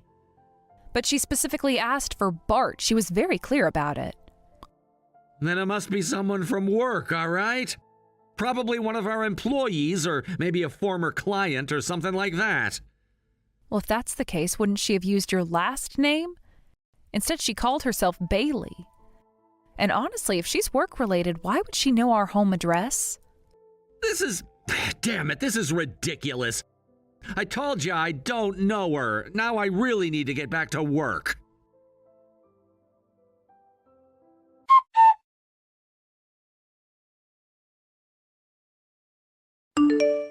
Hey, Samantha, can you explain what exactly is going on here? Oh, you must have gotten back to the house. Why is all of my stuff gone? What on earth happened? Well, the thing is, we decided it was time to kick you out. You must have been getting in the way of my studies, and honestly, a high school dropout like you isn't suitable to be my mom anyway. Kicking me out? What did Bart say about this? Of course, Dad was totally on board. Otherwise, we wouldn't have gotten this far. We've decided to sell all your stuff and use the money to help cover our living expenses. So that's why Bart's been leaving my messages on read and not replying? Things have gotten complicated, haven't they? No, it's really quite simple. You're getting kicked out of the house and that's it. All your stuff is gone from here anyway, so you might as well leave right away. Did you really hate me that much? Obviously, it's miserable having a loser like you as my mother. If you're gone, I'll definitely be able to get into med school right away. Plus, it'll be great to not have a freeloading parasite who barely earns anything but eats up all the money. This is really going too far. I have tried my best to understand you, to be patient, but I can't tolerate this any longer. Oh, is that so? But what exactly can a lowlife like you do? Just go live strong and independent after we've abandoned you. You're just a failure of a mother after all. Well, it's not like I was really your true mother anyway. Because your real mother is that other woman. What? That other woman? My real mother? What are you even talking about? Listen, Samantha, the truth is I'm not actually your biological mother. You're your father's child from a previous relationship. What? Really? Yes, I never thought I needed to tell you before, and I didn't feel it was necessary. But since we're breaking off our parent-child relationship, I might as well tell you now. You're kidding.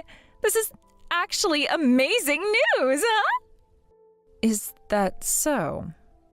I figured you might say something like that. Well, obviously. I mean, it's been painful thinking I was actually related by blood to someone as lowly as you. Finding out we're unrelated? This is the best. So let's just never see each other again. Even though I figured you'd respond like this, hearing you say it still hurts. But then, who exactly is my real mom? She must be someone super smart, beautiful, and amazing, huh? Your real mother is a woman named Bailey. She's the one who's been blackmailing Bart and trying to take over our house. Wait, what? Why would my mom be doing something like that? Are you jealous or something? Give it a rest with these lies. Bailey has massive debts, so she came back to town, found Bart, and tried to extort money from him. She's been blackmailing him. Blackmail? With what kind of leverage? Your father's having an affair. And not just with anyone, it's with the only daughter of one of his company's major clients. What? Bailey happened to come across some evidence of the affair. Since she was in desperate need of money, she decided to use it to blackmail Bart. As you know, Bart works at a prestigious company. If this affair were to come to light, his career would be ruined in an instant. Dad, an affair? Well, given that his wife is a loser like you, I guess I can understand why he'd want to cheat. You have a really terrible personality, Samantha. You honestly need serious help. Wait, so what happens to us now? What is Bailey planning to do next? I have no idea, and besides, we're no longer family, are we? But I need to start looking for a new place to live, so I'll be going now. I'll miss you, but try to stay strong. Wait!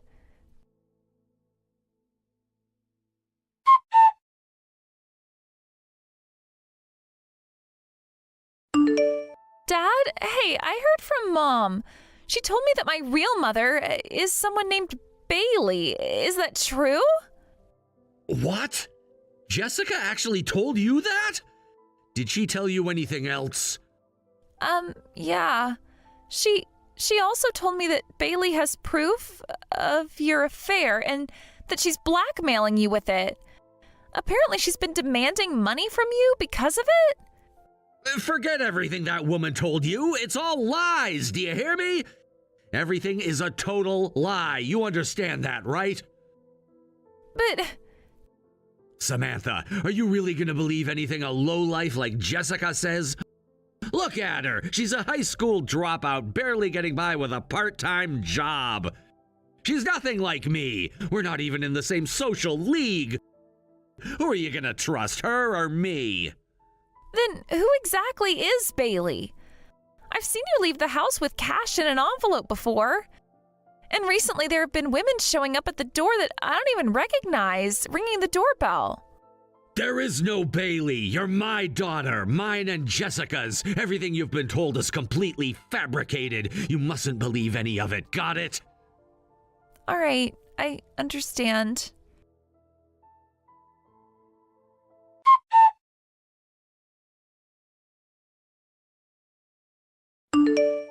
What the hell did you do? How could you possibly tell Samantha everything? Did you even stop to think about how she might feel when she learns the truth? She could be devastated by this. Oh, spare me the drama. Don't pretend you care about her feelings.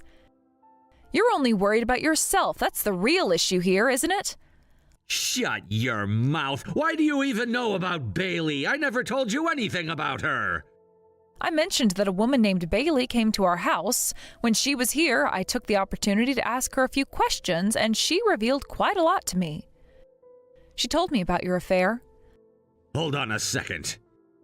You're actually believing her? She could be lying to manipulate you. From her perspective, I'm not her enemy, so she has no reason to lie to me. She even shared some details about how horrible you were when we got married. What? You can't just take her word for it. The reason for our divorce was your infidelity, Bart. You used your connections to intimidate Bailey and forced her to give you her child.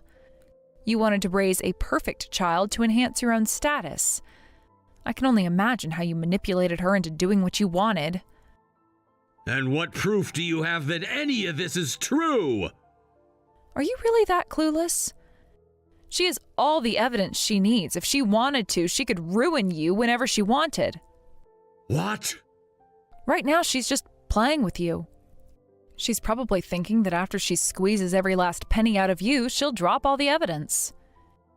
You have to know her. Please, just talk to her. I'm genuinely sorry for everything I've done. I'll apologize as much as she wants. Just get her to stop this. You have some nerve asking me for help after you kicked me out of the house. Kicked you out? What are you talking about? You really don't know? My things are gone from the house. Samantha told me Dad and I decided to kick you out. I'm done with this. I'm moving back to my parents' place. What? Did she actually do that? I was just joking about it. I never meant to kick you out. It doesn't matter. The fact is, I've been thrown out regardless of what you intended. I'm exhausted with this entire situation. Please, just convince Bailey to stop. I'll pay her whatever she wants. I can't deal with this threat anymore. You're going to have to handle that yourself. You created this mess. But you have to understand, I was only trying to manage things. I never wanted it to come to this. Well, it has come to this. You think it's all about you, but Samantha's caught up in the middle. You're so wrapped up in your own issues that you don't even see how it affects her. I know. I didn't want her to get hurt, but this is all out of control. Exactly, and you brought this on yourself. Maybe if you had thought about the consequences of your actions, we wouldn't be in this position. I was stupid. I see that now. I never thought it would go this far. Well, it did, and now we're both suffering because of your choices. I have to think about Samantha now. She's the one who needs to be protected from all of this chaos. You think I don't care about her? I do. I just didn't want it to end up like this. But it has. You need to own up to your mistakes. It's time to face the truth, Bart. Running away from it won't help anyone. So what do you want me to do? Just sit here and wait for Bailey to destroy everything? No, you need to confront this head on. Talk to Bailey, but be honest this time. Stop pretending everything is fine when it's not. And if she won't listen? What if she doesn't care about my apologies? Then you'll have to deal with the consequences of your actions. You made this mess. It's up to you to clean it up. I just want to protect Samantha. She doesn't deserve any of this. Exactly, so start acting like it. Be a father for once and stop thinking only of yourself. You're right. I'll do whatever it takes to make this right. I hope you mean that because we're all counting on you to step up. I will. I promise. I'll talk to Bailey and make this right no matter what it takes.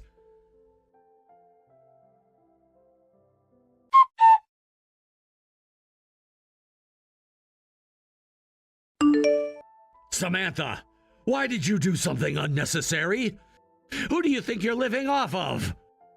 What? What do you mean, who do you think you're living off of? What's going on here? Dad? What's wrong? What do you mean, what's wrong? How could you kick Jessica out? You have no idea how complicated things have become because of your actions. But Dad, you agreed with me, didn't you? I thought you'd be happy that I took that step. What are you even talking about? How old are you? Are you really that stupid, still acting like a child even after turning 20? I've been pouring money into your medical school trying to support your future as a doctor. I wish I'd never bothered to fight for custody if this is how it's going to turn out. Dad, is this really you? If you hadn't kicked Jessica out, there might still have been some hope left. But now it's over. There's no one who can stop Bailey from doing what she wants. Your future is finished too. I'm done supporting you financially. Wait, please, I get it. I'll bring Bailey back. Just don't abandon me, Dad, please. I don't care. I'm already on the brink of destruction myself. As for you, I lost all hope the moment you failed your exams twice. You're an adult now. You can fend for yourself. Do your best to survive. Please wait, Dad, I'm begging you.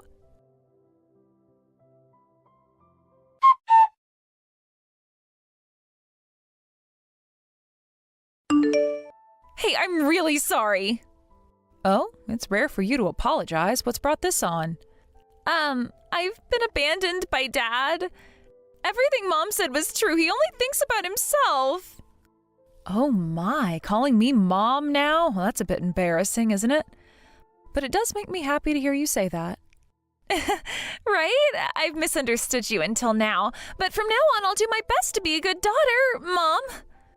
Well, even with that, it doesn't mean we get a happy ending here. What do you mean? Don't you think that just because you and I made up everything is okay? What you did isn't something that can be fixed with just an apology. I understand that. That's why I want to keep apologizing until you forgive me. What are you saying? Apologies won't change anything. No matter how many times you apologize, it'll be useless. 0 times anything is still 0, you know. You want to go to medical school, yet you don't even understand basic math? No, then what should I do? It's simple. You'll have to compensate me for the things you carelessly threw away. Okay, that sounds fair. Yes, I'll pay. I promise I will. Just remember, there were many important items in what you threw away that I used for work. If you plan to compensate me for everything, it's going to add up to quite a bit of money. Are you really okay with that? That's... But I'll manage. I really will. I am genuinely remorseful. Oh, is that so? Well, then I'll also need to get compensated for emotional distress. After all, I've been insulted by you repeatedly. Emotional distress? How much is that going to be? Well, I'll have to talk to my lawyer about it. A lawyer? Isn't that a bit too extreme? Of course not. I've been deeply hurt by this whole situation.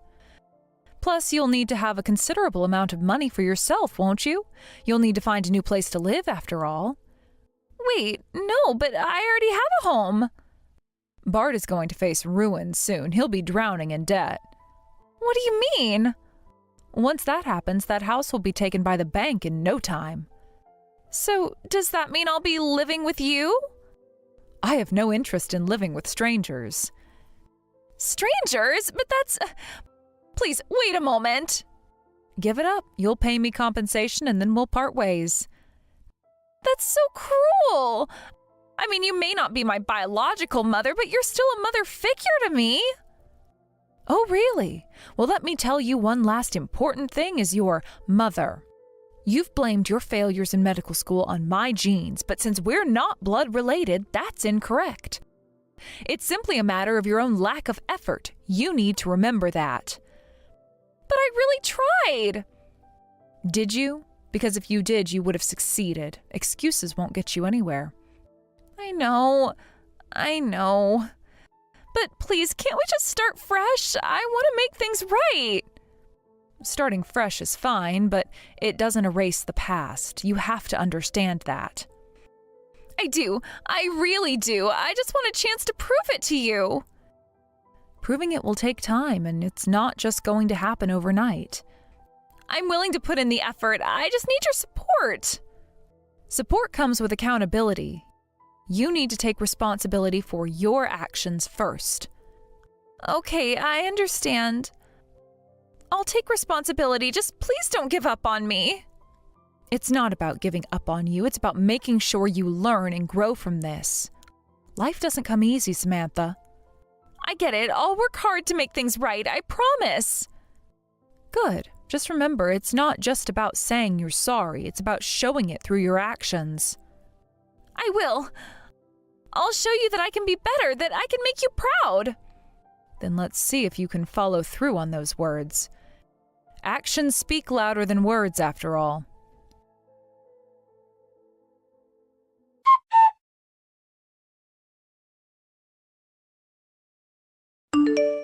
I made the difficult decision to block Samantha's phone number and sever all communication with her. This choice came after much deliberation and reflection on the state of our relationship, which had become increasingly complicated and strained over time. Initially, our connection had been filled with warmth and laughter. Moments where we could lose ourselves in each other's company, sharing dreams and aspirations. However, as the months wore on, those happy moments became overshadowed by misunderstandings, disagreements, and an ever-growing sense of dissatisfaction that hung over us like a dark cloud. I found myself constantly questioning the dynamics between us, wondering where it had all gone wrong and what had led us to this point of no return. The act of blocking her number was not just a simple gesture, it felt like a declaration of independence. It was a way to reclaim my life and my mental well-being after months of emotional turmoil and uncertainty. I had poured so much of myself into the relationship, and it had started to feel like I was losing my identity, my sense of self. I knew deep down that Samantha needed to learn how to be self-sufficient and independent. I had supported her through various challenges, but it became evident that my constant presence had allowed her to rely on me too heavily, stunting her growth as an individual. As I made this decision, I felt a tumultuous mix of relief and sorrow. The relief came from finally taking a stand for myself, while the sorrow stemmed from the painful acknowledgement that it had to come to this. I had loved Samantha deeply, and it was painful to acknowledge that despite our best efforts, we had drifted apart. In the back of my mind, I hoped that this separation would lead her to reflect on her life choices, enabling her to learn the importance of self-reliance and responsibility. I wanted her to find her own strength and resilience in the face of adversity, understanding that true independence often arises from overcoming challenges. Navigating through the emotional landscape of our breakup was not an easy journey.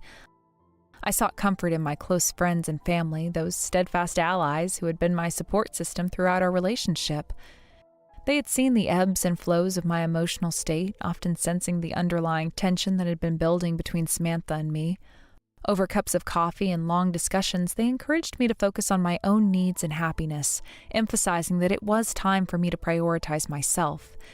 Their unwavering support reminded me that I was not alone in this journey, that I was surrounded by people who cared deeply for my well-being. During this time, I decided to take a step back from romantic pursuits, giving myself the space I needed to heal. I wanted to focus on rediscovering who I was outside of a relationship, to reconnect with my passions and interests that had taken a back seat during my time with Samantha. I felt a yearning to reclaim my individuality, to embrace the aspects of myself that had been overshadowed by our dynamic. This process of self-discovery became crucial as I navigated the uncharted waters of life post-breakup. As I worked through the legal aspects of our situation, I sought out alimony and damages that I felt were justified, given the sacrifices I had made during our time together. The process of navigating the legal system was daunting, filled with long meetings, documentation, and negotiations. Each session served as a reminder of the commitment I had made to myself, to reclaim my life and assert my needs. It was not just about the financial compensation, it was about recognizing the emotional toll our relationship had taken on me and ensuring that my voice was heard in the aftermath. While I was dealing with my own emotional upheaval, I learned that Samantha was struggling in her own right. Reports indicated that she had accrued a significant amount of debt, forcing her to abandon her dreams of attending medical school. It was disheartening to hear about her predicament. Even though I had chosen to cut ties, a part of me still cared for her well-being. I understood how crushing financial burdens could be, and I couldn't help but feel a pang of sympathy for her situation. Samantha's struggles served as a stark reminder of how life can take unexpected turns. It was a lesson in the fragility of dreams and the importance of resilience. I hoped that this challenging period would serve as a catalyst for her growth, pushing her to confront her circumstances with determination and strength. It was my sincere wish that she would find the ability to rise above her difficulties, learning to navigate life's challenges independently. I wanted her to discover her own potential, to harness her abilities and strive toward her goals, even if it meant taking a detour from her original plans. The weight of our shared history lingered heavily in my mind, like an anchor pulling me back into the depths of emotions I was trying to rise above. I often found myself reminiscing about the good times we had shared, the laughter, the inside jokes, the dreams we once had. It was hard to let go of those memories, as they were intertwined with my own growth and experiences. However, I understood that clinging to them would only prolong my pain. As I reflected on our relationship, I came to the realization that we had both changed, evolving into different people with different aspirations and desires. Accepting this reality was a necessary step in my healing process, a step that would allow me to move forward with a clearer perspective. Meanwhile, the fallout from Bart's actions continued to unfold, drawing my attention further into the web of emotional complexity surrounding our circle of friends. It had come to my attention that he had faced severe consequences after Bailey exposed his infidelity. Not only did he lose his job, but he also found himself ostracized from the industry he had once thrived in. This was a significant turn of events, and it forced me to reflect on the complexities of relationships and the unpredictable nature of life. Bart had always presented himself as confident and successful, but the truth had a way of unraveling facades, revealing the vulnerabilities that often lie beneath the surface. Hearing about Bart's downfall stirred mixed feelings within me. On one hand, I felt a sense of justice. On the other, I grappled with the moral implications of reveling in another person's misfortune. His betrayal had caused pain to many, including me, and yet I also recognized that everyone's capable of making mistakes. I found myself in a moral quandary. Was it right to feel satisfaction in his suffering, or should I extend empathy towards someone who had caused so much hurt? As I navigated my emotions, I reminded myself that it was important to remain grounded in my values. I sought to find a balance between acknowledging the pain he had caused while also recognizing the complexities of human nature. I wanted to remain open to the lessons life had to offer, allowing each challenge to shape me into a stronger, more compassionate individual.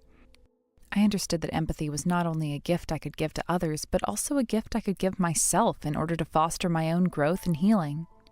Reports indicated that Bart had become homeless, and this news shocked me to my core. It felt like a grim culmination of his choices, a harsh reminder that every action has consequences. As I processed this information, I couldn't help but feel conflicted. While I didn't wish ill on him, the reality of his situation evoked a complicated blend of pity and vindication. It was hard to reconcile the idea that someone who had wronged so many was now facing such dire circumstances. I wanted to approach his situation with compassion, but the weight of the betrayal made that a challenging task. Bailey, on the other hand, seemed to find solace in her successful revenge against Bart. She had every right to seek closure after the pain he had inflicted on her, but I could only imagine how empowering it must have felt to watch him face the consequences of his actions. Yet I couldn't shake the feeling that revenge, while temporarily gratifying, often comes with its own set of burdens.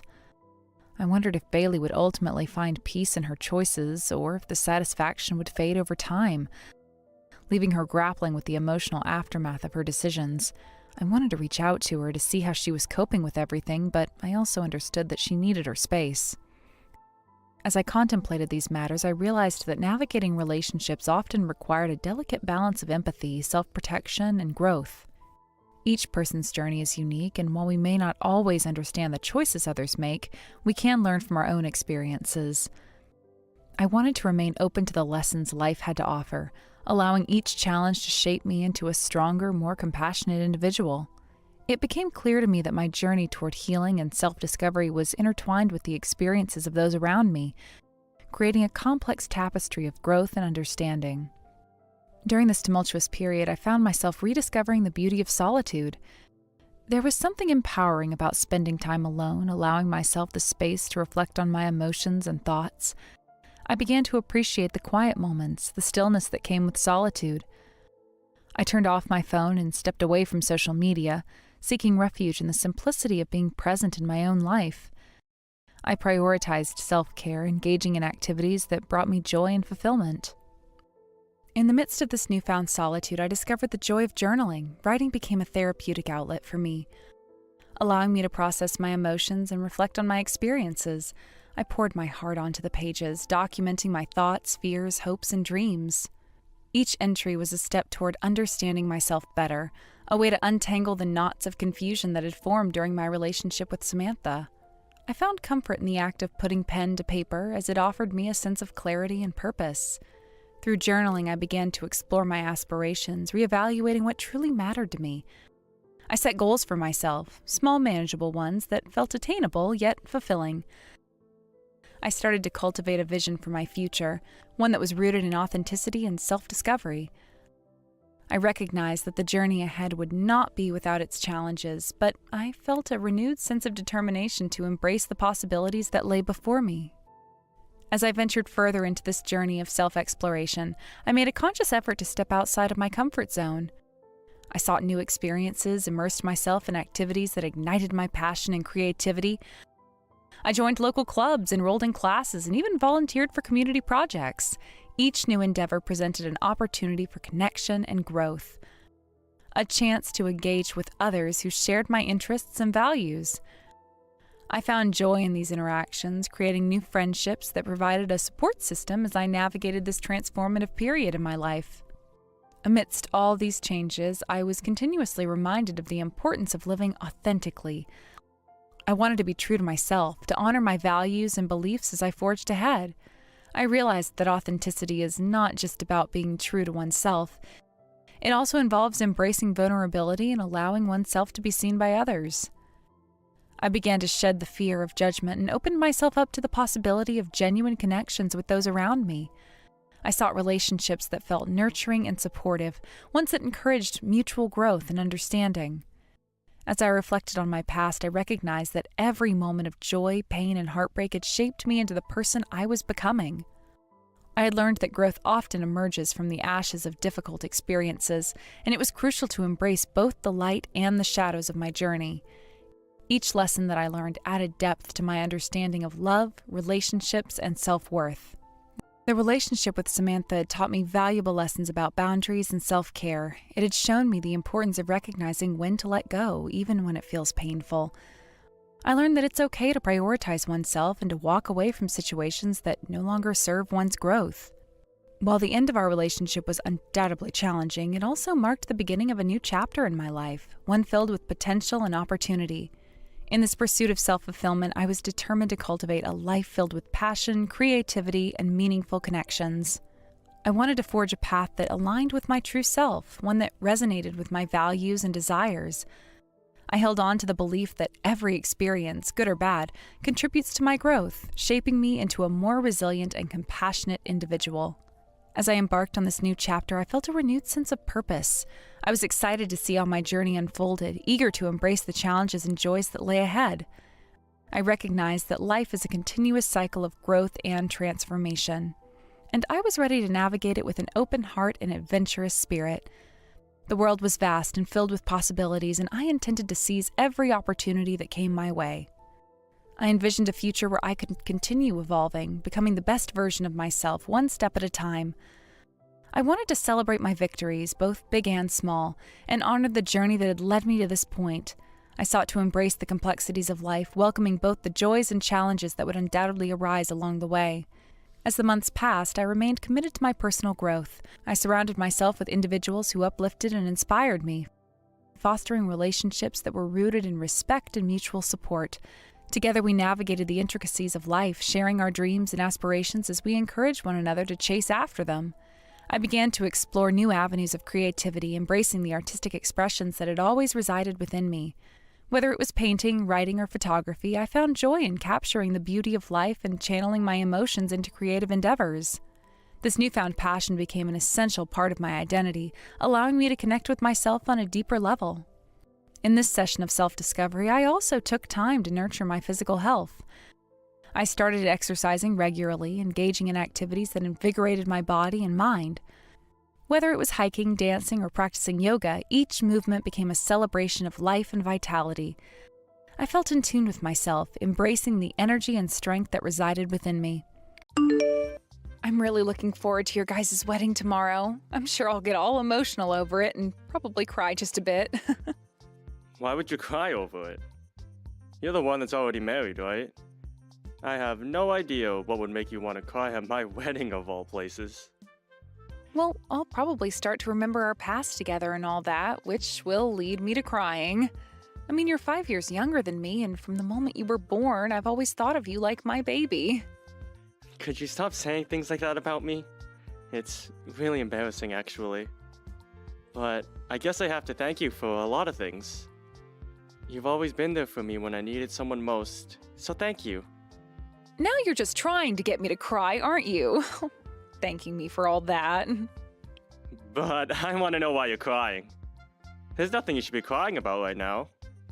If anything, you should be celebrating me on my big event. I know I should be, and I will come your wedding day. I'm just going to have to make sure I bring my handkerchief tomorrow is all. Also, Now that I'm thinking about it, I've never met your fiancé in person before. Actually, I don't think her and I have ever even spoken to one another before. That's a good point.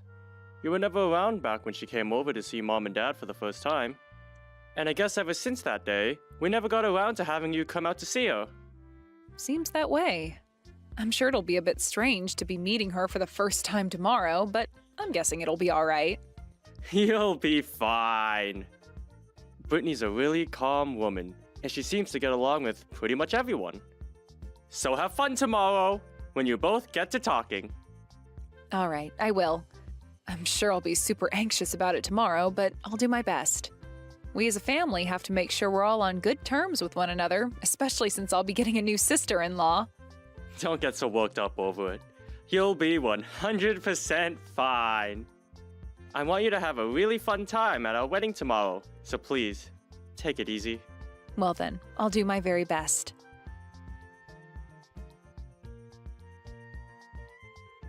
Why did you come here? You have no right coming here on this day to show your face to all of us. Are you not embarrassed by what you're doing? Get the hell out of here, you hag! Hold on a second. What is going on here? What is actually going on with you right now? Why did you do that to me of all people? What's with you coming up to me and slapping me in the face? Well, maybe it has to do with you being Roger's ex-girlfriend and that you came to his wedding to show your face. What are you thinking? Have you ever tried taking a look at the bigger picture here? No way you came to this place on this specific day by accident. Ex-girlfriend? You're talking about me? I'm not Roger's ex-girlfriend. Yes, you are. You sure are his ex, and there's no doubt about it. Who else would it be besides you, of all people? Why the hell has his ex-girlfriend come to our wedding? Ugh, this is beyond crazy to me, and I want you to know that. Just hold on a second, all right? You have the complete wrong idea about me. Just calm down for a second and let's talk all this through. You think I'm going to be able to chill out after my man's ex showed up out of the blue? Are you really the bride for this wedding today? You just made a terrible misjudgment and acted upon it by slapping me in the face and then kicking me out of the wedding hall. Do you not feel as though you went a bit overboard by doing all of that? You shut up. You're the one that's taken things overboard here. Why the hell did you come here today? Are you here to try and get in the way of my love for Roger or something? I'm sorry that you still have feelings for a guy that doesn't care for you anymore, but get lost, you hag! Brittany, I am not his ex-girlfriend. I'll keep saying that to you until the end of time if you'd like me to. Get lost, you hag! Can you please just give me a second to talk to you about this? You're being way too overbearing over there, and I would like to tell you the truth. I can leave this wedding if that's what you want from me, but before I go for good, can you please just listen to what I have to say about myself? I've been telling you that I am not Roger's ex-girlfriend, so could you please give it a rest? It's frickin' rude. I want you to apologize to me first about slapping me in the face like that, all right? I saw you cuddling with Roger just a second ago, though. What? Oh, I was hugging him, yes. Look, you're confessing to being his ex-girlfriend right now. Did you actually think you were going to squeeze your way out of this one? I know that there's still something going on between you, and I want it gone. If not, I'm only going to take things further with you. He'd better not be cheating on me with you. I told you you're wrong about all that. He and I have always hugged one another when meeting with each other, so there is no real meaning behind it besides it being a hug. And this time, I was hugging him as a way of congratulating him on having a wedding. You are so annoying for an ex-girlfriend. I don't give a crap about what you guys have been doing with one another. Brittany, I am telling you that I am not his ex-girlfriend. Far from one, in fact. Well, if you're not his ex-girlfriend, then why were you cuddling with him? No matter how you try and think of it, something's not right here. No matter how you try and think of it, there is no good reason for Roger to be inviting his ex-girlfriend to his wedding. And that's why I was asking you about it. Why the hell did you come all the way here uninvited to be at your ex's wedding? Do you still not get how crazy you are after that slap? Perhaps I have to hit you even harder to get you to understand. I can't do this anymore. You're not even listening to me. No matter what I try and say to you, you just seem to keep going back to calling me his ex, and I just don't have the energy anymore for you. Go ahead and keep believing that I'm his ex. You don't seem to have the mental capacity to think things through anymore. I don't need to think anything through when it comes to you. I didn't ask for my man's ex to come to his wedding and cuddle with him, so get lost already. There is no place here for a depressed and lonely old hag, so go home. Then take care of my little brother for me, please. What? Wait a second. What do you mean your little brother? I'm going to head home now from this circus you're running. I'm sure some people will become really upset, though, when they realize Roger's older sister is nowhere to be found. But I'm not having any fun at this wedding for my brother and his reckless fiancé. Tell Roger to have a great day with you and that I'm out of here. Wait a second, please. Could this mean that you're Carly? That's me. You're Roger's older sister, Carly. I just told you that's me, right? And I've been saying over and over again that I am not his ex-girlfriend. But you never chose to hear me out on it. What? So then you really are Carly. Oh, I'm sorry about that. I had heard from Roger before that his ex-girlfriend was older than him, so, well, it looks like I was a little confused is all. I happen to be pretty reckless sometimes, you know. You happen to be pretty reckless? Just like what I said about you a second ago as well? But let me ask you this. Do reckless people normally go through all the trouble to slap someone they know nothing about? I might have called you reckless myself, but I might have to take that back. You're just an explosive idiot with no control over their emotions. I'm sorry, Carly. I never meant anything hurtful by doing that. At the time, I was just a little anxious is all. So now that I've had time to calm down, do you think you could maybe come back here? I think you and I should talk about this face to face. The wedding will be starting here pretty soon as well, so if you could hurry back here, we can have a little time to talk. No, thank you. What? No, thank you? What? Why not? You shouldn't have to be asking me why. I hate hearing you ask for me to come back to your wedding after what I just went through with you. Do you even have any idea what you just did to me then? Why are you asking me to come back to your wedding now? Stop getting so worked up over that and come back here. Me, the bride, is asking you to get your butt back here this instant. Excuse me? And why do I have to listen to what you want me to do now? Are you going to keep talking back to me like that just because I made a small mistake? If anything, you're the reason I made that mistake in the first place. Why, if you were his older sister, did you not say something to me sooner? You could tell that I had the wrong idea of you, so you should have tried stopping me sooner. You had no reason to not be stopping me then. Hold on. Even though you didn't know who I was, your first response shouldn't have been to come and punch me. Well, I saw you cuddling with my man. And had you just kept a calm head, you might have seen that we weren't cuddling. We were just hugging as family members do. Both Roger and I have been very close to one another all our lives, and that's why we hug so often. And actually, everyone hugs their family members on a very common basis, so I'm not sure what made you think that was us cuddling. I can't believe you're getting upset with me over something as simple as a hug between brother and sister. But I didn't know about that at the time. I'm telling you that all you had to do was stop me when you noticed I had the wrong idea of you. And I told you repeatedly that I wasn't his ex-girlfriend, right? What are you trying to do here, Brittany? Maybe listen to what people are saying next time, you rude witch. It's not my fault that you chose not to ever listen to anything I was saying. And you even went and slapped me in the face, the hardest I've ever been slapped, actually. All I wanted to do today was come and enjoy my little brother's wedding, but instead I had to get assaulted by the bride of all people. Well, get over it now. I'll apologize to you some more, okay? I'm sorry. That should be enough to get you to forgive me, right? What do you mean? Would you please just give it up already? It's time for you to just forgive me now and come back to this wedding. I'm not a bad person like you're trying to think, all right? A person that jumps to conclusions in an instant and then slaps a person for no good reason isn't a bad person? If you're not the bad person I've been led to believe you are, then show me some proof of you doing good things, Carly, I told you that all of that was just me getting the wrong idea at the time.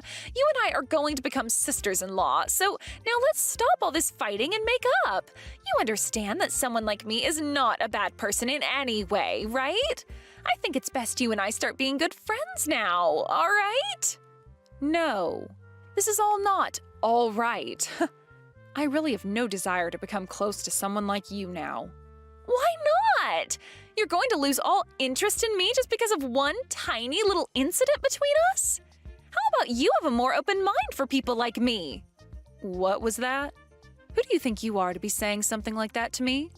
I am asking you to please forgive me. I have been apologizing for all of that, all right?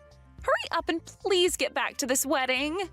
It's not a good idea to make such a big deal out of something that was just a simple accident, okay? Don't you feel that Roger will be sad to hear about something like this happening between us?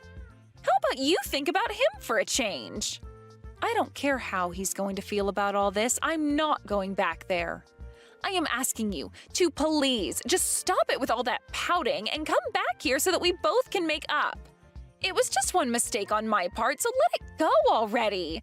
You and I are both wonderful women, and we should be getting along with one another. All I've learned from how you've treated me today is that we will never be getting along with one another. Now stop trying to win me back over to your side because it's not happening. No, it's not that I'm trying to win you back over. I'm sure you just want to be good friends now, but if everyone at that wedding were to find out about what you did to me, there would be trouble for you, right? You know that when Roger hears about this, things will be intense. And that's why you've started to freak out a bit and want me back there. I was slapped by you really hard today, though. That was just a spasm, per se. I didn't mean anything by that slap, so I'm very sorry for it. Brittany, in this world, there are things that can be dealt with using a simple apology, and things that cannot be dealt with that way. That slap that you hit me with today tore up the inside of my mouth. I was just planning on being with my family today to see my brother get married, and now I'm on my way home with a bloodied mouth. I am never going back to that wedding, no matter how you try and coax me into it. I have said sorry to you so many times now, and you're still not happy with me? I've already gone and told Roger that I'm not going to be at the wedding today. What? You already went and told him about what happened between us? Why the hell would you do something as stupid as that to me? You should have told me you were doing that before going ahead with it. You are so gosh dang annoying. Why don't you stop complaining about everything I'm doing and think about what you've done for a change? As of right now, Roger is very frustrated with you. Hold on a sec. Really? I'm starting to get loads of phone calls from him right now. Is he going to yell at me over what happened? I'm sure he will. And while you're dealing with Roger, I'm going to be calling the police and asking them what I should be doing after you assaulted me. What? The police? You knew this was coming next, right? You slapped me in the face with the force of a punch. The inside of my mouth was torn up by that slap, and I got blood all over my clothes. What you've done to me was a clear example of you assaulting me. Wait, though, you can't be serious about me actually assaulting you. I never meant for that slap to be so powerful that it actually hurt you. I just wanted you to understand how upset I was with you for coming to my wedding as someone I assumed was Roger's ex. That slap was seriously not meant to be that strong. You can keep trying to make up excuses for it, but it's not helping anything. I hope that you'll regret what you did to me. Goodbye now. Wait, Carly! Can't we please just make up and become family? You really want to make up now? What the actual hell do you think you're talking about right now? Did you not just call me a depressed and lonely old hag before? I did, but I know now that all of that was not okay. I do not want for my wedding to Roger to be canceled because of this. And actually, this wedding isn't going to be canceled, right? So please, let's just get over what happened and be nice to one another. Look, it will all be for your brother's sake, right? What happened this time? I really felt your anger from it. And, well, I don't want my little brother being married to someone who thinks that it's okay to just assume things and lash out because of it. He is my cute little brother, and he deserves to be with someone just as cute as him. You and him are not getting married to one another as long as I'm around. What? You're not even wanting us to get married now? But today is the day of our wedding, right? And I really hope that your wedding is stopped from happening here soon. And if it does happen, so be it. Just know that I won't be there to witness it. But if you're not here to do anything about what's happened, this wedding won't happen. Roger is absolutely furious with me right now. I know for a fact now that if you're not here to stop him, this wedding is going to be over with. Do something to make this wedding happen. I don't want to lose everything I've worked so hard for. I'm out of here. You are asking the complete wrong person to help you out right now. You really think I'd be willing to go through all that trouble of saving your wedding after what you did to me? No way. Maybe, from the start, you should have been thinking things through a bit more before you chose to act on your feelings like that. I'm sure that after this, you and I won't be talking again, so have a great rest of your life. But be aware that your wedding is pretty much over with, and you're going to become his next ex-girlfriend.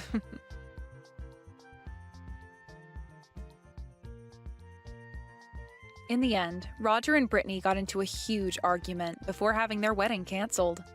Brittany ended up having to deal with the choice he made, and once he announced that the wedding was off, Brittany's parents lost all faith in her as their daughter. Later on, I ended up calling the police on Brittany and told them about how she'd hit me and that I wanted there to be consequences for it. As of right now, the police have been questioning her over what happened and made sure to tell the company she'd been working for about it, making it likely she'll lose her job. And as for myself and my brother, we are planning to have her both pay for the canceled wedding and for the damages she caused to me with that slap.